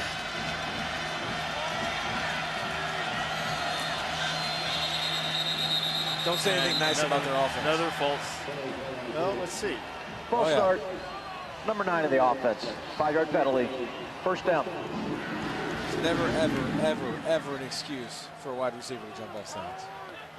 Devontae Parker got started early, and I was just about to say that Louisville had quickly moved the ball nearly 30 yards, and they backed themselves up 5. They've been doing it inopportune moments, it seems, all night. Bridgewater trying to get some back, and he does.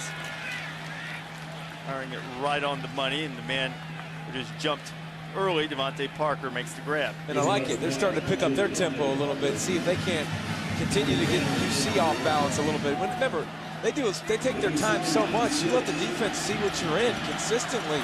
It's easier to defend. You go faster. That's why everybody's doing it. It's harder to see what you're going to do. Gives to Perry.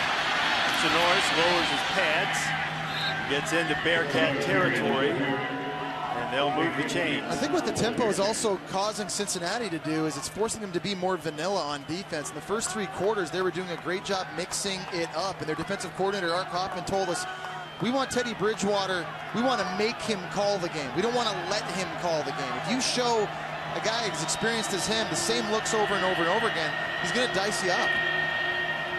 Back to the ground.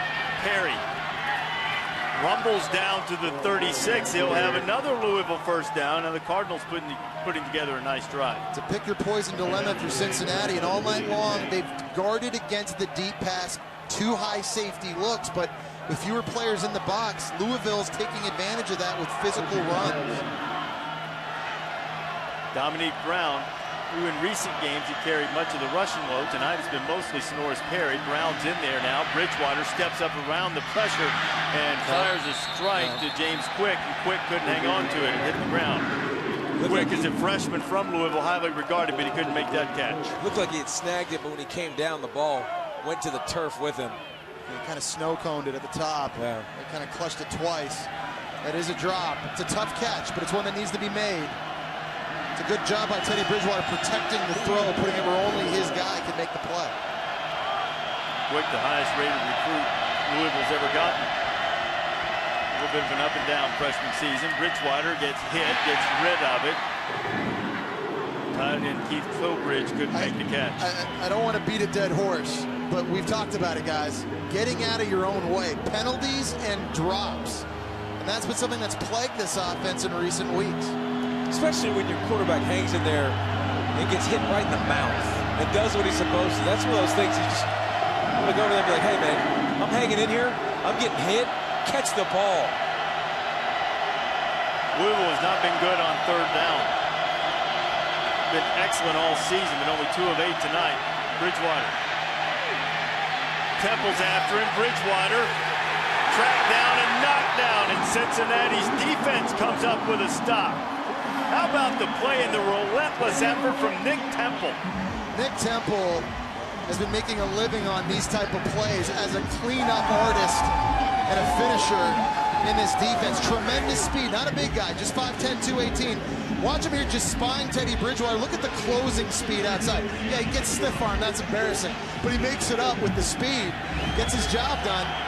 That's a sack. That's a pretty nice, he switched the ball with his other hand, gave him a nice stiff arm, but wasn't enough. On 4th down from the 38, not a lot to be gained from punting, so Charlie Strong's just going to go for it. Bridgewater almost sacked. Might run back into a sack. Teddy gets loose. Temple's after him again. Can he get to the first down marker? What a run by Bridgewater.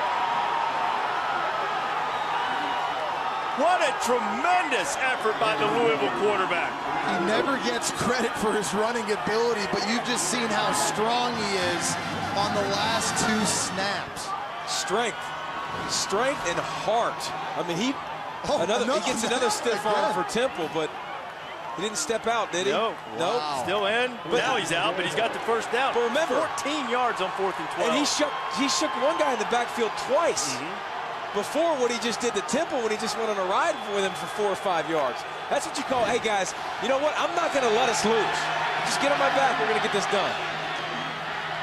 Perry on 1st down picks up a couple, and as we look at that run, Bridgewater is healthy now. On our final Thursday night last season, we saw a valiant effort from Bridgewater against Rutgers to give Louisville a share of the old Big East. And what a tremendous never-say-die moment for Bridgewater. One of the biggest criticisms about Bridgewater is he's not very big. He's only 196 pounds. So he's not playing like that in his last 2 snaps. Steady ball game, a little bit high. Rodgers can't haul it down. There's been a constant also here the last couple snaps. Bridgewater's been running for his life. So he's either going to have to make a play on the run. This offensive line is going to have to be able to hold up just a second longer to give him an opportunity to make the accurate throw necessary. The game is on their shoulders, this offensive line up front. An opportunity to go to the Russell Athletic Bowl, get your 2nd straight 11-win season. As much momentum as you can heading into the ACC next year. It's on this O-line. Bridgewater gets away again. Now just heaves it up. He's got a man in the end zone. Touchdown Louisville, Damian Copeland. What a play by Bridgewater.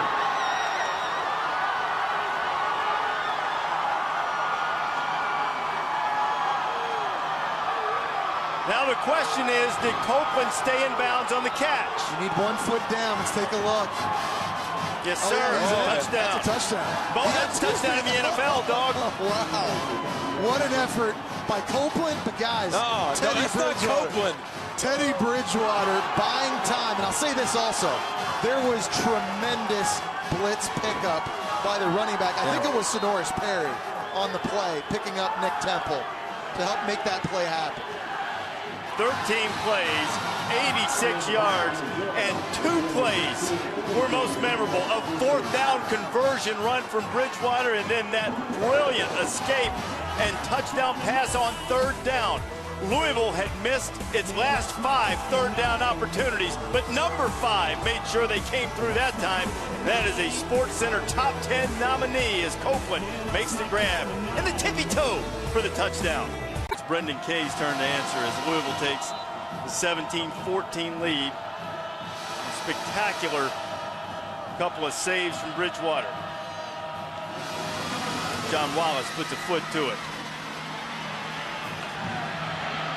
Rod Moore gets it across the 25, maybe close to the 28.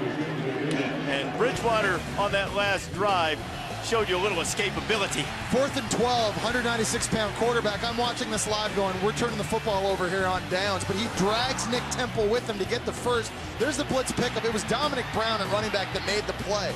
Throw it away, throw it away. Oh, no. Drop it in the basket to Copeland. That's a guy refusing to lose. And look at the sidelines now. If this defense doesn't come out and play with energy for what your quarterback just did for you, you got problems. Yeah, what kind of heat Louisville brings with that type of energy is Cade has it back 73 yards away from the end zone. Malden was after a run on the money, and that is the way to answer. McKay, the Louisville native, running through the Cardinal defense, and he steps out of bounds, and what a play for Cincinnati to answer. Tremendous throw by Brendan Kay, tremendous catch by McClung, but it's a bad angle, McKay, but it's a bad angle by the safety. You're going to see Hakeem Smith right here miss and whiff. You got to go for the ball carrier, not the football right there, and limit the yak. McKay transferred from Arkansas. He's a Louisville native. He was ruled eligible immediately because his grandmother has been ill. He's had a spring in his step all week, and he just made a 57-yard play to get the Bearcats back in the red zone. To the running game, Abernathy, Ralph David, Abernathy, give him 6, touchdown Bearcats.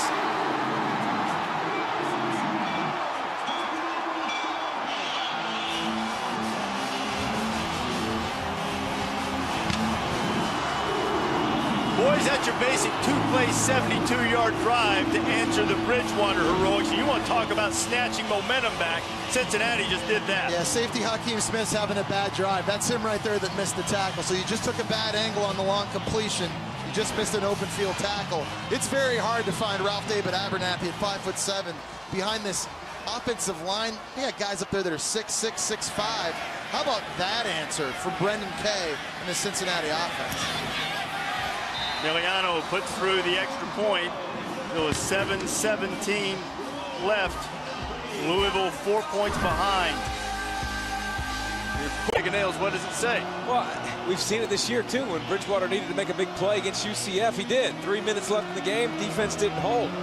You get that momentum, you get excited, you get jacked up, and then you do that. Now Teddy Bridgewater's going, guys, I'm getting pummeled. I mean, you got to give me some time, give me some help. The defense has to play better than that. At least make them earn it, like you just said, Jess.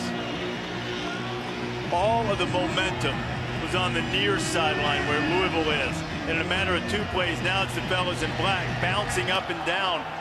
A lot of energy over there. Now let's see what answer Louisville has. Sonoris Perry returning the kickoff. Perry across the 30. And finally tackled as he gets across the 35-yard line. And Teddy Bridgewater has been knocked around tonight. He's playing without his starting right guard in the game right now. His right tackle's been struggling a little bit. Cincinnati earlier in this game did a very good job mixing up the looks. He's had to get rid of the football very early, very seldomly in the second half, as he had a chance to get to his second, third, and fourth progressions. Sonoris Perry took a shot on that kickoff return. He hurt a hand in the first half, but was cleared to return. Perry's 16 carries for 81 yards tonight. And that kickoff return was an effective one. Nose of the football just short of Louisville's own 40-yard line.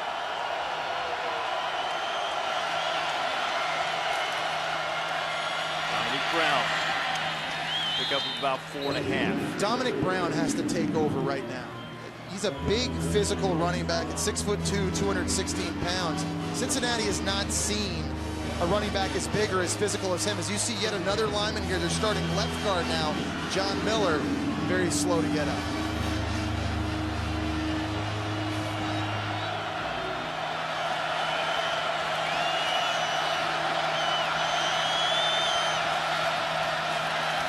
Bridgewater gets rid of it. First down, Devontae Parker into Cincinnati territory to the 48. We haven't seen that play since the first long touchdown. You know, that's the play that Parker ended up catching and taking to the house for 30, 40 yards or whatever it was to start the game. Got to find ways to give him touches. He's too dynamic and too explosive. I'm a jump baller too. He's just let him go get it. Then a back and forth fourth quarter. Now Louisville has moved it back into Bearcat territory. Brown got it. He was hit immediately by Jordan Stepp. He spun forward, picked up maybe one as we go down the sidelines and Kaylee Hartung. Reese, Louisville's trainer tells me Sonoris Perry is out for the rest of the game. Wow, Kaylee, Sonoris, seen his creases, his runs, I should say, decrease over the last couple of games. favor of Dominique Brown, but he's had a good night tonight. The load in the backfield will be on the junior from right here in Cincinnati, playing for Louisville, Dominique Brown. Bridgewater, complete. Got the ball in the hands of Parker, just as David said they should. I think what's nice is the anticipation on some of these throws from Teddy Bridgewater. The football's coming out of his hands before Devontae Parker's even turned around. There's just too much cushion you're giving him right there. That's a gimme if you're Teddy Bridgewater. And he threw that from the right hash all the way to the sideline. That's a long way to zip it. Play action, Bridgewater to Christian. Gerald Christian will have a first down inside the 25. They'll mark it down at the 23. I don't know if taking these hits have gotten him loose, but he's starting to spin it now. You can tell Bridgewater's starting to feel it. He's starting to get in a good rhythm. I don't know how. I don't know how, because he's been getting bludgeoned, but he's finding a way to make some plays now. They got to make sure they get some pressure on him. You see, otherwise he's going to pick you apart. Brown under the 20, wrapped up by Greg Blair. He's showing you his competitive fight right now. Yeah. You know, it's funny. I was watching Urban Meyer, Ohio State's head coach, at a press conference this week talking about Braxton Miller, and he was talking about the first thing he looks for when he evaluates a quarterback is that competitive nature. When the game is on the line, no matter how tough the circumstances, you're getting your butt kicked. You're getting chin music every single snap. You play your best football. And right now, that's what you're seeing with Teddy Bridgewater. It's that X factor, that moxie. Brown turning his legs, knocked down at the 15. It's going to be a couple of yards short of the first down. Cincinnati's crowd will try to rally that Bearcat defense.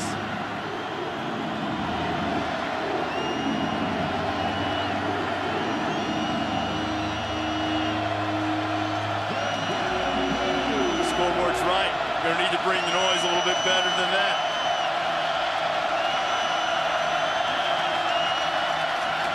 Bridgewater, fire, first down. Christian down to the 5. It'll be first and goal for Louisville.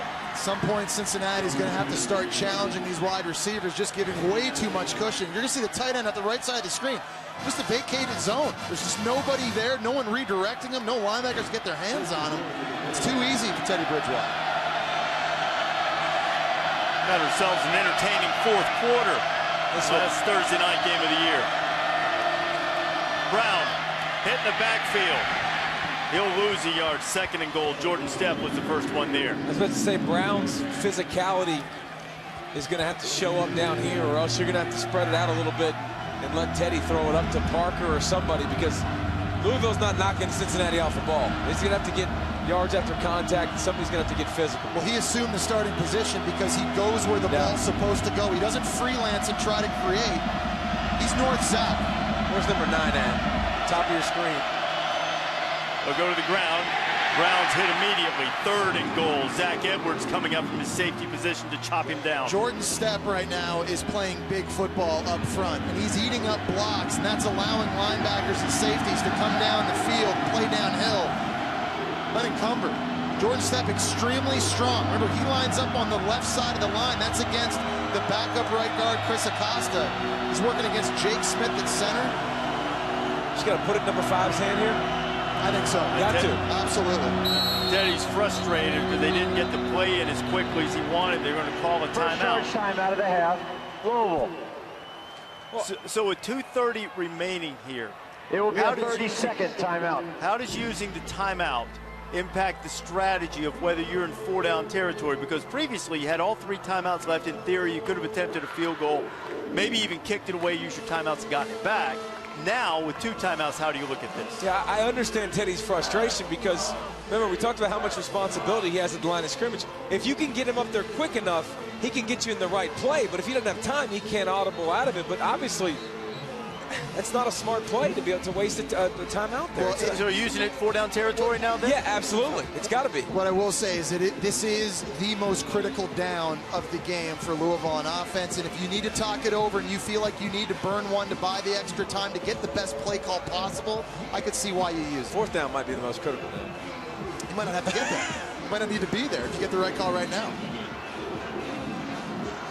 I think they would like to have one back right there. 2.5 to go.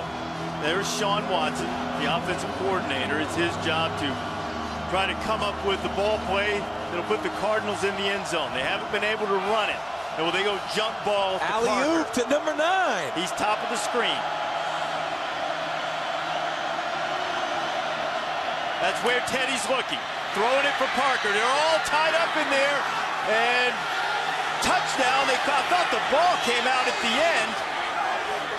And now the officials are coming over there. Devontae Parker. Let's have a look at that again. Parker over 100 yards receiving. They threw the jump ball. Sometimes it's just very simple. You can have all the best play calls designed and diagrammed in your playbook, but you got a guy like Devontae Parker lined up outside. Guys, I'm not so sure there was an offensive PI there. It kind of looked like he might have thrown Howard Wilder there. The ball was caught for a touchdown. But don't act like Wilder wasn't creating contact and grabbing hold of him too. He was trying to get Wilder's hands off him. This guy was Mr. Basketball in the state of Kentucky, Mr. Football. Throw up the alley-oop. He will dunk it. Just give it to him. That's why we've been calling for it all night. He's such a dynamic weapon in the red zone. And the bobble we saw was well after he completed the catch as he went to the ground, which you have to do. He completed the catch, and it was a tough one in traffic, and Louisville has surged back on top with 2:26 remaining here in the battle for the keg of nails. Meeting for the 53rd time, last time in the foreseeable future, and the third lead change of the final quarter have the Cards on top.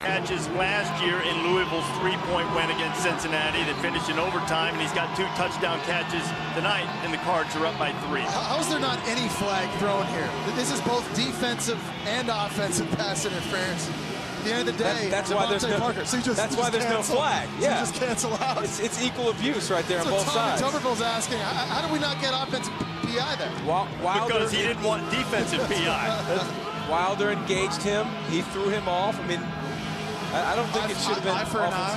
I don't think it should have been offensive pass interference. There was kind of both guys committed a foul. So 2:26 to go.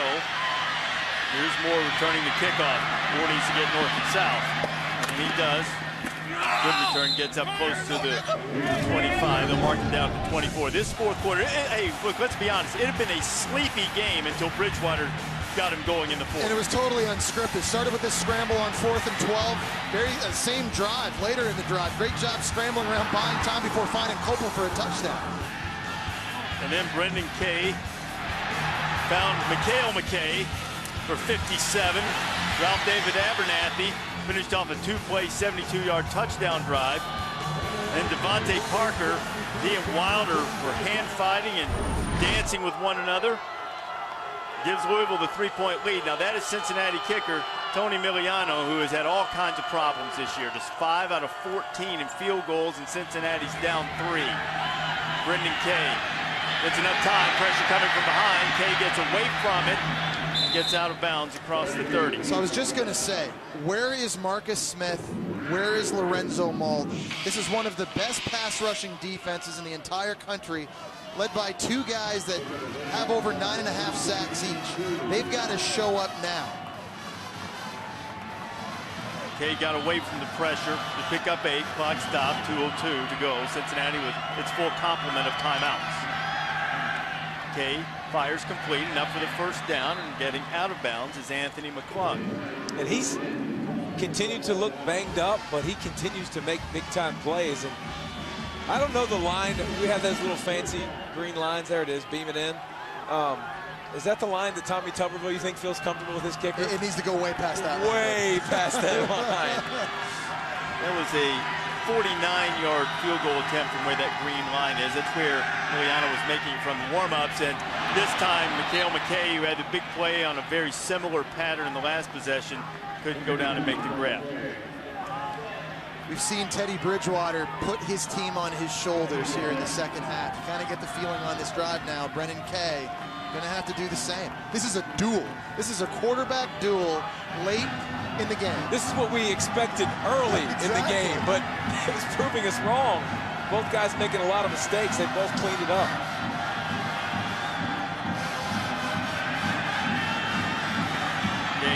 Right on target. Moore has a first down. He's into Louisville territory, down to the 42-yard line, and now the Bearcats are threatening to answer. The difference is Teddy Bridgewater has no time to throw. Nope. He's scrambling everywhere. Brennan Kay has had some nice pockets. His offensive line, we talked about them being the strength with respect to the position unit on offense. They're showing up. I'm getting closer and closer to that field goal range as Kay hits it to McClung. He is hit immediately by Pryor. Clock continues to roll. But when you press him and you blitz him like they just did, what does he do? He just grabs it and spits it out really quick and picks up 6 yards. So he's making all the right reads. Now inside the 40. Kay underneath, complete. Got a man and running free. It's the speed of Moore, and he goes out of bounds, and Cincinnati's marched it right back down the field. Chris Moore's had a couple of huge plays on this drive. Demoralizing for Louisville's defense. And David, you brought it up a little bit ago. Go back. This is just kind of a nightmare reminder of the UCF game earlier this season. They had the game in the bag. The defense couldn't hold on, and it's rearing its ugly head again here tonight. Cincinnati right now, it's like a hot knife through butter. And what do the coaches say? They thought they could wear down this Louisville defense, and it looks like they've done a pretty good job of it, even though they do rotate a lot. They can run the ball if they want to with all their timeouts. Kay getting heat, throws it away. Is he outside the tackle box? He rolled a little bit that way. Don't see a flag. You see him limping. Benefit of the doubt. Well, you see Brennan Kay limping. Tommy Tuberville watches on. You know, one thing he has done a good job tonight is buy time in this kind of critical scenario, but he's not 100% right now. He's taking a couple different shots throughout the course of the game. And the other thing, with 2 interceptions tonight. One coming inside the 10. Right, and I know that the field goal situation has been dicey for Cincinnati, but you're close now. Just don't give away the 3. Run it a time or two and see what you can sneak in there with Abernathy. They'll throw, go for a tunnel screen, and that's going to be ruled incomplete. They are incomplete pass. Very lucky. Watch. I think he was going to. He was going to lateral that back to Abernathy. Watch him come back. He's going to catch it and try to pitch it back to Abernathy. You talk about you talk about being conservative, Reese. Guys, was that not a catch?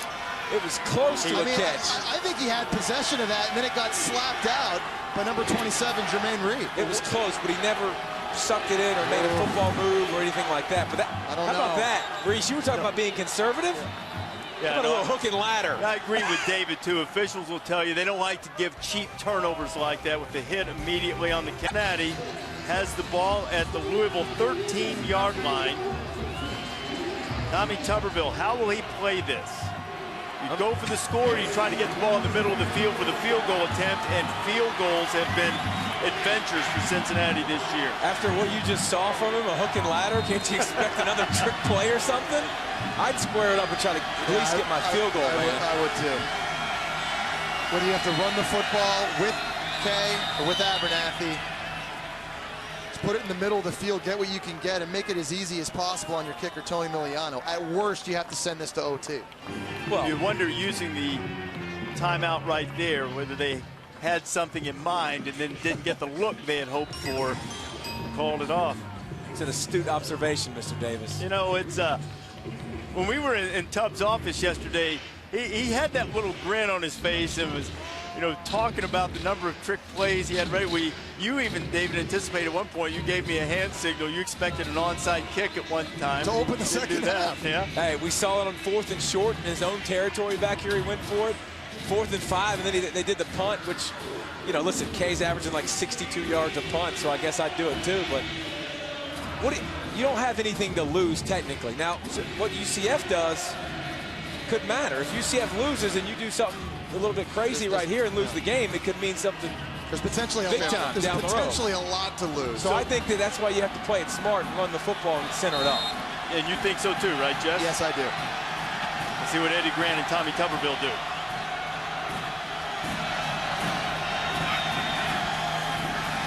Shovel pass.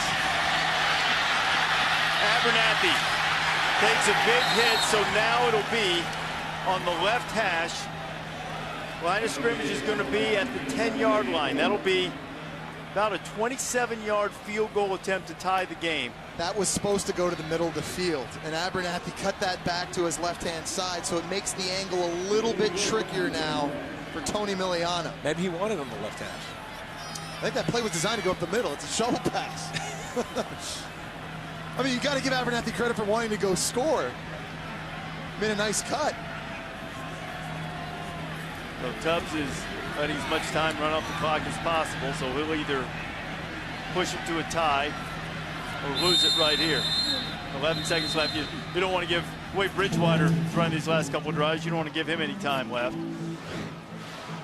So here's the last couple of plays, or the last play. Yeah, I mean, that was designed to go to the middle of the field, and Abernathy kind of took that on his own. Took a shot from Malden there at the end of the play as well. And we were anticipating a quarterback draw or maybe a tailback draw. Great, it's a great play call. It's a great play call because basically that's just an extension of that. Well, you get what you can get. If you get a first down, you got 4 more downs to maybe give Kay the ball and let him spin it a few times. But, you know, you can't do anything too crazy. And it's a short field goal, man. If you can't make this, you're not good enough to win. I mean, that's just the way it is. What a fourth quarter, man. What a finish. It was a little bit sleepy in historic Nippert Stadium for a while, and they're going to renovate this place starting immediately after the game, so you might as well send the old building out with a thriller. Miliano is going to try to tie it. He kicks a low ball. If Louisville can get up for the block from 26 yards out. Miliano is true, and we're tied at 24. And we are 7 seconds away from back-to-back overtimes on Thursday nights. I'm not even sure if he didn't have the laces out on this. Take a look at this again. No, he kicked the laces. That's the trick, man. You know so what? That thing starts fading left. That was doomed from the beginning. He's been hitting 35% of his field goals this year. You know what they said? We're kicking laces, baby. It's going to straighten it out. Tuberville. Thank you, Jesus. He's like, whoa. No, are you kidding? Tubbs is like, I've been here before. I've done all this. That's the one thing you got to say about him in this game. And we've talked about everything that's on the line for Cincinnati. How relaxed was Coach Tuberville when we spoke to him yesterday? He said, you know, we had a bye week. I gave the guys 3 days off last week. I mean, you're going to play how you're going to play. So there's no reason getting all crazy, getting all tight. Listen, we got a really good game plan. We've studied. We've done our work. Hayes in the barn. We're just going to go play. Let the kids win the game on the field. And that's kind of the attitude he's had. Certainly his team's responded. Still got one more play. Yep. Now let's see. Yeah, let's see if point. Louisville. It ain't over if you yet. saw the Iron Bowl, then you know that this game is not over yet. Kick this 8 deep. Tuberville was at the Iron Bowl. His son Tucker is a walk-on quarterback at Auburn. So he had a crazy fourth quarter. They put it on the ground to try to limit the possibility of a return. There's Charles Gaines. Gaines has tremendous speed. Gaines is dragged down, and the clock is wound down to 0. Well, there is hope that perhaps this series would be extended some way with Louisville headed at 24. Tony Miliano kicked the tying field goal for the Bearcats. We'll get it started. The second straight week, Miliano has had a rough year. Redeemed himself largely on the strength. All right, captains, we're going to have overtime. Each of you is going to get a chance to possess the ball at the 25-yard line and score. If it's tied after the overtime period, we'll go to the next period. We're going to have a toss. The visitor's going to call the toss.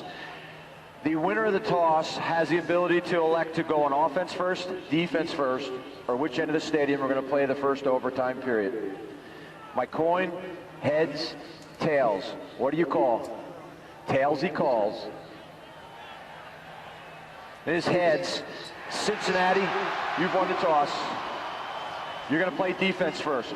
Where would you like to play the first overtime period? And that ends. Cincinnati has won the toss, has elected to play defense first. We will play the first overtime period in this end zone. So we go to overtime in this battle for the keg of nails for the second straight year. Louisville won it in overtime a year ago. Here are the rules. You've seen some of it unfold with our referee John McDade. There is no game clock, only the play clock. And if we get to a third overtime period, you can't kick the PAT. You have to go for 2. Cincinnati's going to be on defense first. That's the customary strategy if you win the toss, to know exactly what you have in store. Perhaps some have checked out the Jaguars and Texans tonight, now watching us, seeing a little overtime, although I'm not sure that anyone would watch that when one of those two franchises might be watching their future quarterback here with Teddy Bridgewater. Bridgewater's had a terrific fourth quarter. Brendan Kay of Cincinnati has been able to answer. We've had a really fun rivalry game here in Nippert Stadium tonight, and we'll continue on in overtime as Bridgewater gets it first on the 25.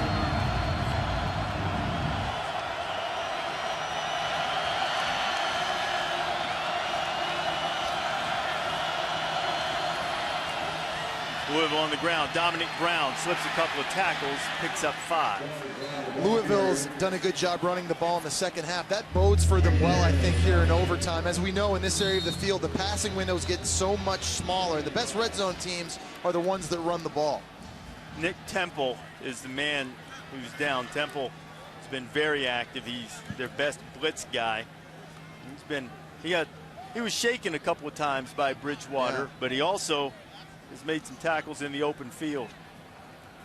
The fourth quarter was one to remember in this rivalry. These two have gone at it 53 times now, counting this night. This is the fourth down play from Teddy Bridgewater, 4th and 12. It was 4th and 12, and he drags Temple to get the first down. Later in the drive, scrambles around again, throws the football up in the back end zone for Throw it out of bounds, throw it out of bounds. No, drops it right in the bucket. Look at him. I'm exhausted. Hey, don't worry. Kay said, I'll go tick for tack. Remember, he answered that right back with a 2-play scoring drive with Ralph David, 13th or 4th or 5th, whatever it is. Ralph David Abernathy, the 4th. And then the jump ball, double pass interference that Jesse wanted. And then Place is in. Miliano hit my spotter, Mike Black, former terrific kicker for Boise State. He was cringing when Miliano had to kick the laces, shaking his head up here, but it was effective. Second down and 4. They gave Brown 6 on that carry. A little bit of a low snap. Brown has it again. He has a first down. Brown rumbles inside 10. Let's see exactly. They're going to mark it right at the 10. So now Tempo Louisville has a first and goal. Speeding it up too. They like what they got. Cincinnati still trying to get lined up. Brown looked at me as if he bounced it outside. He might have run all the way to the pylon, but instead he picks up 4. But again, he doesn't mess around. He goes where he's supposed to go. He's north and south. Take a look at the center right here. Going to pull around the outside, get a big seal block. And a big hole. Yeah, Jake Smith, that athleticism getting outside. A lot of success running the ball here early in this overtime possession. Gerald Christian was lucky he wasn't called for a hold. He grabbed a guy. Brown in the backfield, stays on his feet. He's going to be wrestled down. Now it'll be 3rd and goal. So 3rd and goal. They've run well so far, but your best player's Teddy Bridgewater. He's been very effective in the red zone. What are you doing? Well, he threw a jump ball to Devontae Parker on the outside again. So if you're Cincinnati defensively, find out where number 9's lined up. It looks like he's going to be lined up in the slot. What that warns me, he might be running a corner route or an inside fade from that slot position. At the moment, Adrian Whitty is lined up over him. Aaron Chenault's keeping an eye on him too. Bridgewater looking the other way. And there's going to be pass interference in the end zone on Leviticus Payne. Zach Edwards trying to say it was uncatchable. He's not going to win that argument. Well, it's one thing to get a little bit handsy. It's another thing to just absolutely pass truck the guy. Number 12 of the defense. Penalty results in automatic first down. But how about the play? You go away from Parker, your best player, come to the other side to Copeland, and just, I mean, you put your hands on him and extended your arm. You can't see it from that angle as well, but you got two refs throwing the flag right away for a reason. See the hand and the full extension lockout. That was only Cincinnati's second penalty, but it comes at a most inopportune time. Gives Louisville a fresh set of downs from the 2. Fullback lined up in front of Brown. To the ground, Dominique. Into the end zone, touchdown Louisville. How about Louisville bringing Brandon Dunn, the starting defensive tackle, in at fullback, 300 pounds, bringing the beef to clear the way on the right-hand side. Take a look at him right here, just coming this way. Who wants to come fill that gap?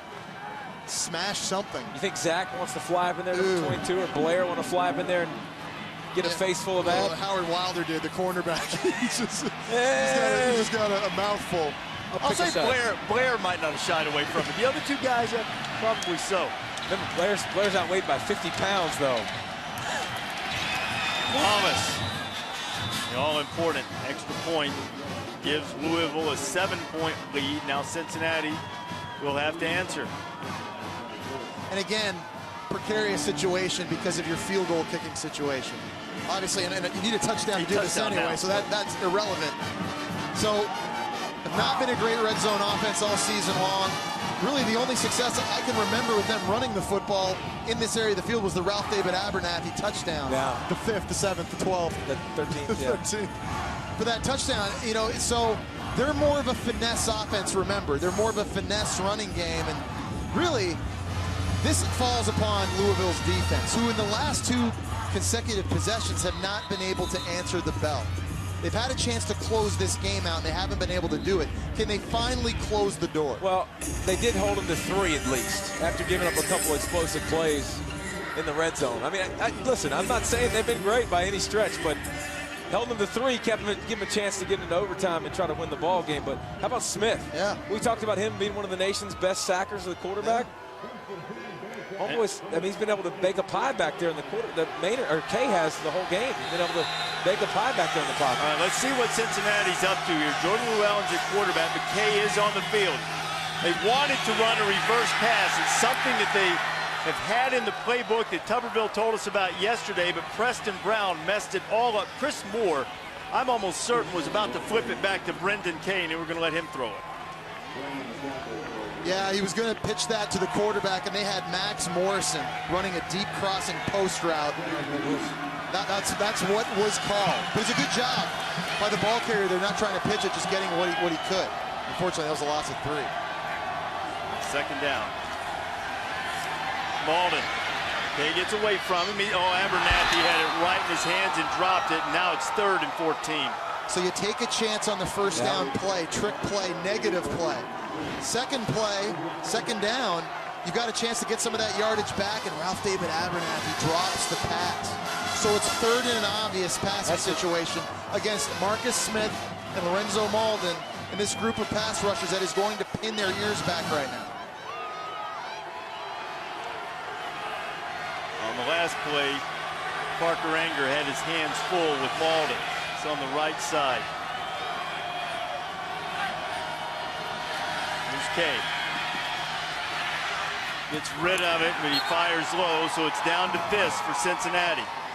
Pick up the 14 yards, get a first down, or for the 2nd straight year, Louisville beats them in overtime. And that's where Marcus Smith was. He lined up at linebacker that time, delayed blitz. Ralph David Abernathy, that weighs only 160 pounds, had to pick him up, couldn't get it done. That forced Brendan Kay to get rid of the football earlier than he wanted to. And he got just enough in the vision of Kay and near that right arm where it made it have to be a hard throw.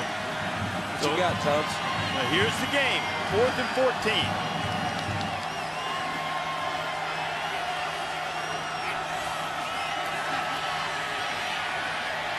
Kay has to get rid of it. It's high, it's incomplete, and Louisville wins it.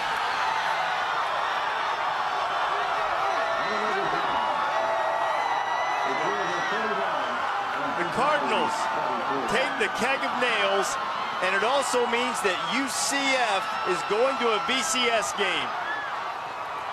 What do you think about that? 31-24. A heartbreaking ending for the Bearcats. And the Cardinals will go on to the Russell Athletic Bowl. At least that's what everyone, Louisville administration reports, everyone expects. Teddy Bridgewater talking with Greg Blair. It was a terrific performance from Bridgewater. Brendan Kay was valiant as well. He gave his receiver a chance too. Right there, he could have caught that football. I mean, that was Anthony McClung, a reliable receiver who just McClung's couldn't get it. He's been around a long time. He's got to make that catch for his quarterback. Threw it up where he could catch it. And Kay knew it. a frustrating end for Cincinnati and a jubilant one for Louisville.